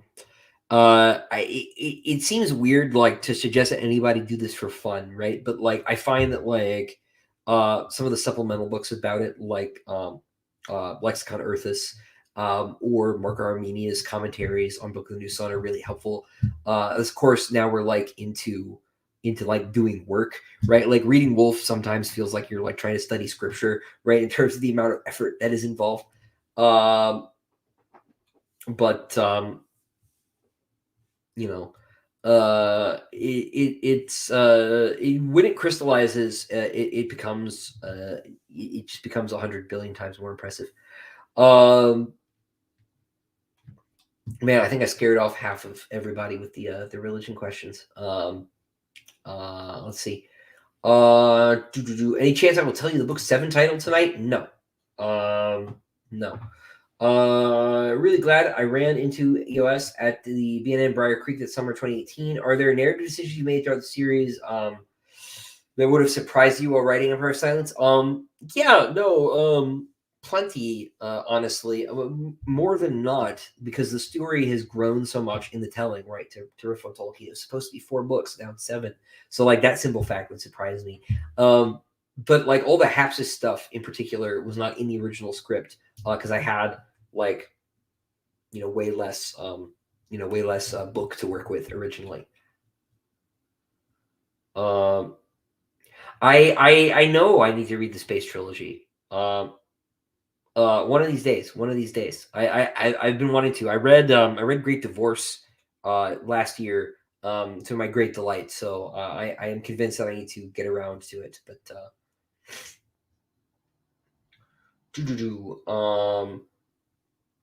yes, it is. It is a lot like Ulysses in terms of confusion. It is very much a postmodern novel, aesthetically, at least in terms of style. Belief wise, it is very lowercase o orthodox. What do I envision as the ceiling for the Silent Empire? I would hate for this beautiful series to stay a cult classic. It is blockbuster potential. I suspect that probably it will end up somewhere in between. Is sort of my guess. I said earlier, no, I think on like the last couple streams, that like my dream is for it to get a really high quality animation adaptation, because that way it'll be like big, but it will be like cult classic big. It won't be huge. But I also think if it gets that, it'll stand out in a way, because I think there's just so much that gets put on streaming services without thought and abandoned, like The Witcher.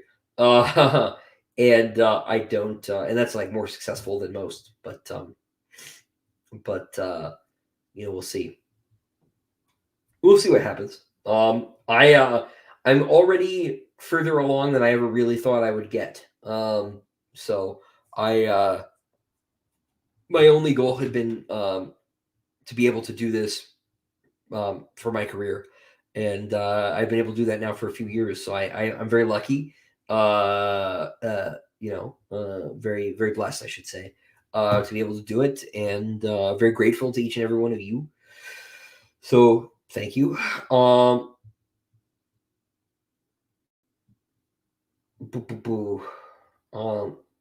I don't understand the first question. How do I draw on Hadrian's character in real life? But the second one, what do I believe his primary drivers to be, and how do they be translated to contemporary challenges? I believe that Hadrian has a deep endemic sense of what right is, sort of written on his heart, in a way that is sort of contrary to the sort of vicissitudes of the circumstances of his birth. I think that he has a deep sense of what the natural law is, basically, and wants to act in accordance with it, even when he falls short or the world falls short. Do I believe I try to emulate Hadrian's character in my own life? Not particularly. My relationship with Hadrian is a bit strange because, in a certain sense, we've grown up together. My mother was laughing at me because Hadrian wears black all the time because those are his family colors, right? And then later, military uniform colors. I wear black all the time because I waited tables, and I wore black just because I wasn't going to change when I got to work. I just wore black to class, and I've never grown out of doing that because it became such a identifiable trait of my behavior that whenever I try to wear something else, people comment on it and annoy me about it. So I just refuse to change at this point. But my mom was like, "Oh, you did this like to reference you, right?" And I'm like, no, I might be going the other way. Maybe, for example, I don't know. The point is, we sort of, it's not that he's a self-insert, but we're like sort of weird, like friends in a way. We've grown up together. But I don't try to emulate him. I would get into a lot more fist fights. We're going to watch Masters of the Air. I don't know what that is. Wait, is that the one with Austin Butler? Maybe. I don't watch a lot of TV anymore. I got to be honest with you. Is the audiobook coming with hardcover on April 2nd? That is the plan, as far as I know. Falcon Zero. Do I have certain characters in mind for any future short stories? Hector or Cassandra Lynn. I wrote a Cassandra Lynn story. It's coming in the Diamond edition of Empire of Silence, which means it will probably be in Tales of the Sun Eater Volume 4 when that comes along, which will be a little while down the road. But I definitely, there's a Cassandra story, another Cassandra story that I want to write for sure. That might be a novella. We'll see. Like we'll see. My protocol has been, so the Diamond editions are all getting short stories in the back. Those are all going to be new, and they'll be unique and original to those books when they come out. So if you got the Diamond editions, you'll read them before anybody else gets a chance. Everybody else, you'll see them when they end up in Tales of the Sun Year 4, right? Which like could be as early as late next year. It'll come out maybe after book 7. Right. All the short stories from 1, 2, and 3 and some extras will end up in an omnibus, and then there'll be more because in addition to the Diamond editions, when we do the Anderita Books editions, there will be new stories, different stories in the back of those.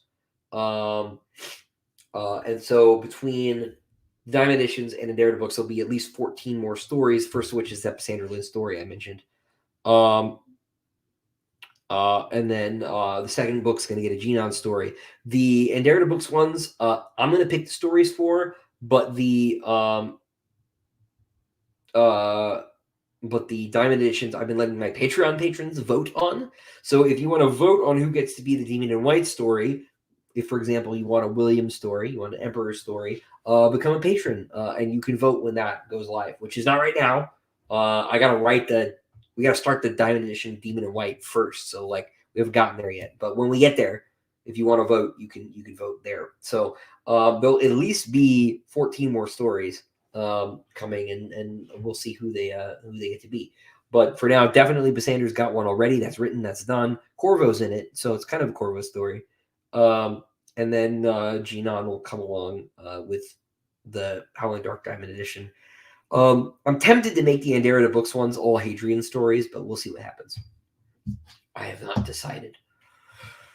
Yeah. Oh, Allie, hi, bye. We'll see you later. Thank you for coming in.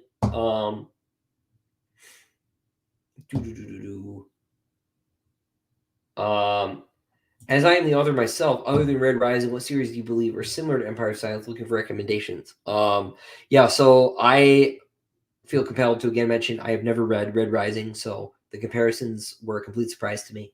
I didn't even know it existed until I was compared to it. But what was similar?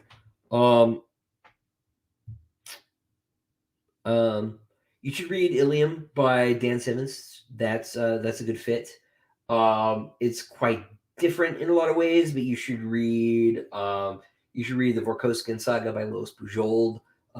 Start with Warrior's Apprentice. There are 2 books about the main character's mother that come before that in the timeline, but you can read those later. Read Warrior's Apprentice. Warrior's Apprentice is great. Read Book of the New Sun, obviously, but I think oh no, you didn't say that. Read Book of the New Sun. It's probably my single biggest influence. Dune, of course. But yeah, that'll do. Let's see. About halfway through this Quiet Gods. Glad the ARC's part of the release schedule. I'm glad you're enjoying it. It doesn't make economic sense to do a world book, but it would be awesome. Maybe one of these days I'll be big enough to be able to justify doing a Fire and Blood kind of thing. But right now, I don't think there are enough people that are I don't think there are enough people who would buy it to make it worth doing. And it would be like probably a lot harder than writing a novel, I think, in a lot of ways. So I don't have a good sense of what the overall actual numbers are because we have to count like foreign sales and stuff like that. And I don't particularly want to talk about sales numbers anyway. Or contract stuff. But I appreciate the question. Sorry, the Empire Decks. Can't really give you a better answer.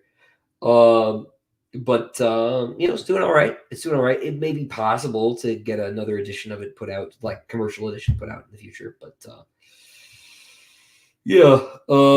thank you, Black Speech of Mordor, for congratulations on the new baby. I hopefully we'll finish. Hopefully we'll finish book 7 by like August. Bane authors to keep lookout for: Lois Bujold, Tim Powers, DJ Butler, David Weber's great if you ever read him. David Drake is amazing, honestly. If you ever read David Drake, Redliners, if you can find it, is very personal to him. He passed away recently, and I thought the world of Dave. And Redliners was his science fiction attempt to grapple with PTSD from being an interrogator in Vietnam. And it's intense, man. It's an intense book. Dave was a very intense man, but brilliant writer, and really a good man. And I will miss getting to speak to him. So Dave Drake's great. May he rest in peace. Mentioned Patrick Childs earlier. I should mention him again.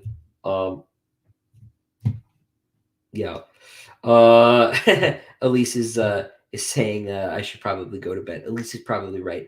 Let me take 3 more and then we'll wrap it up. I agree with you. So I was talking about this a little bit earlier, actually, specifically about Catholicism. But it is almost always portrayed negatively, and it is almost always portrayed poorly, because it is always portrayed and written by people who do not understand it, and who do not care to understand it, which is crazy, because if it were anything else about human experience, they would try a lot harder to understand it. And it's very silly. They don't try harder. Would a world book be a stretch goal for Tales Kickstarter? Probably be its own Kickstarter, honestly. But it would probably need to be a Kickstarter later, in a world where things become a lot more successful. So we'll see.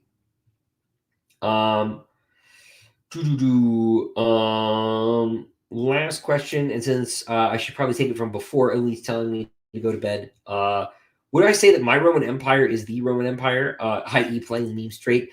No, the Silent Empire, like the Russians, like the British, like the Spanish, like the United States of America, are all pretending to be Rome.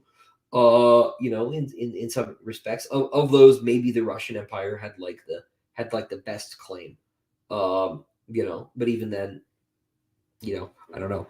But the only thing I will definitely say is that the Holy Roman Empire was all of those things, and Voltaire can go to hell. And so I think I will leave it there on a Voltaire sting. So on that note, I think Elise is right. I am an old man, and I need to get up in about 7 hours if I'm going to get any work done tomorrow. So I will talk to you all later. Until next time, ladies and gentlemen, stay well.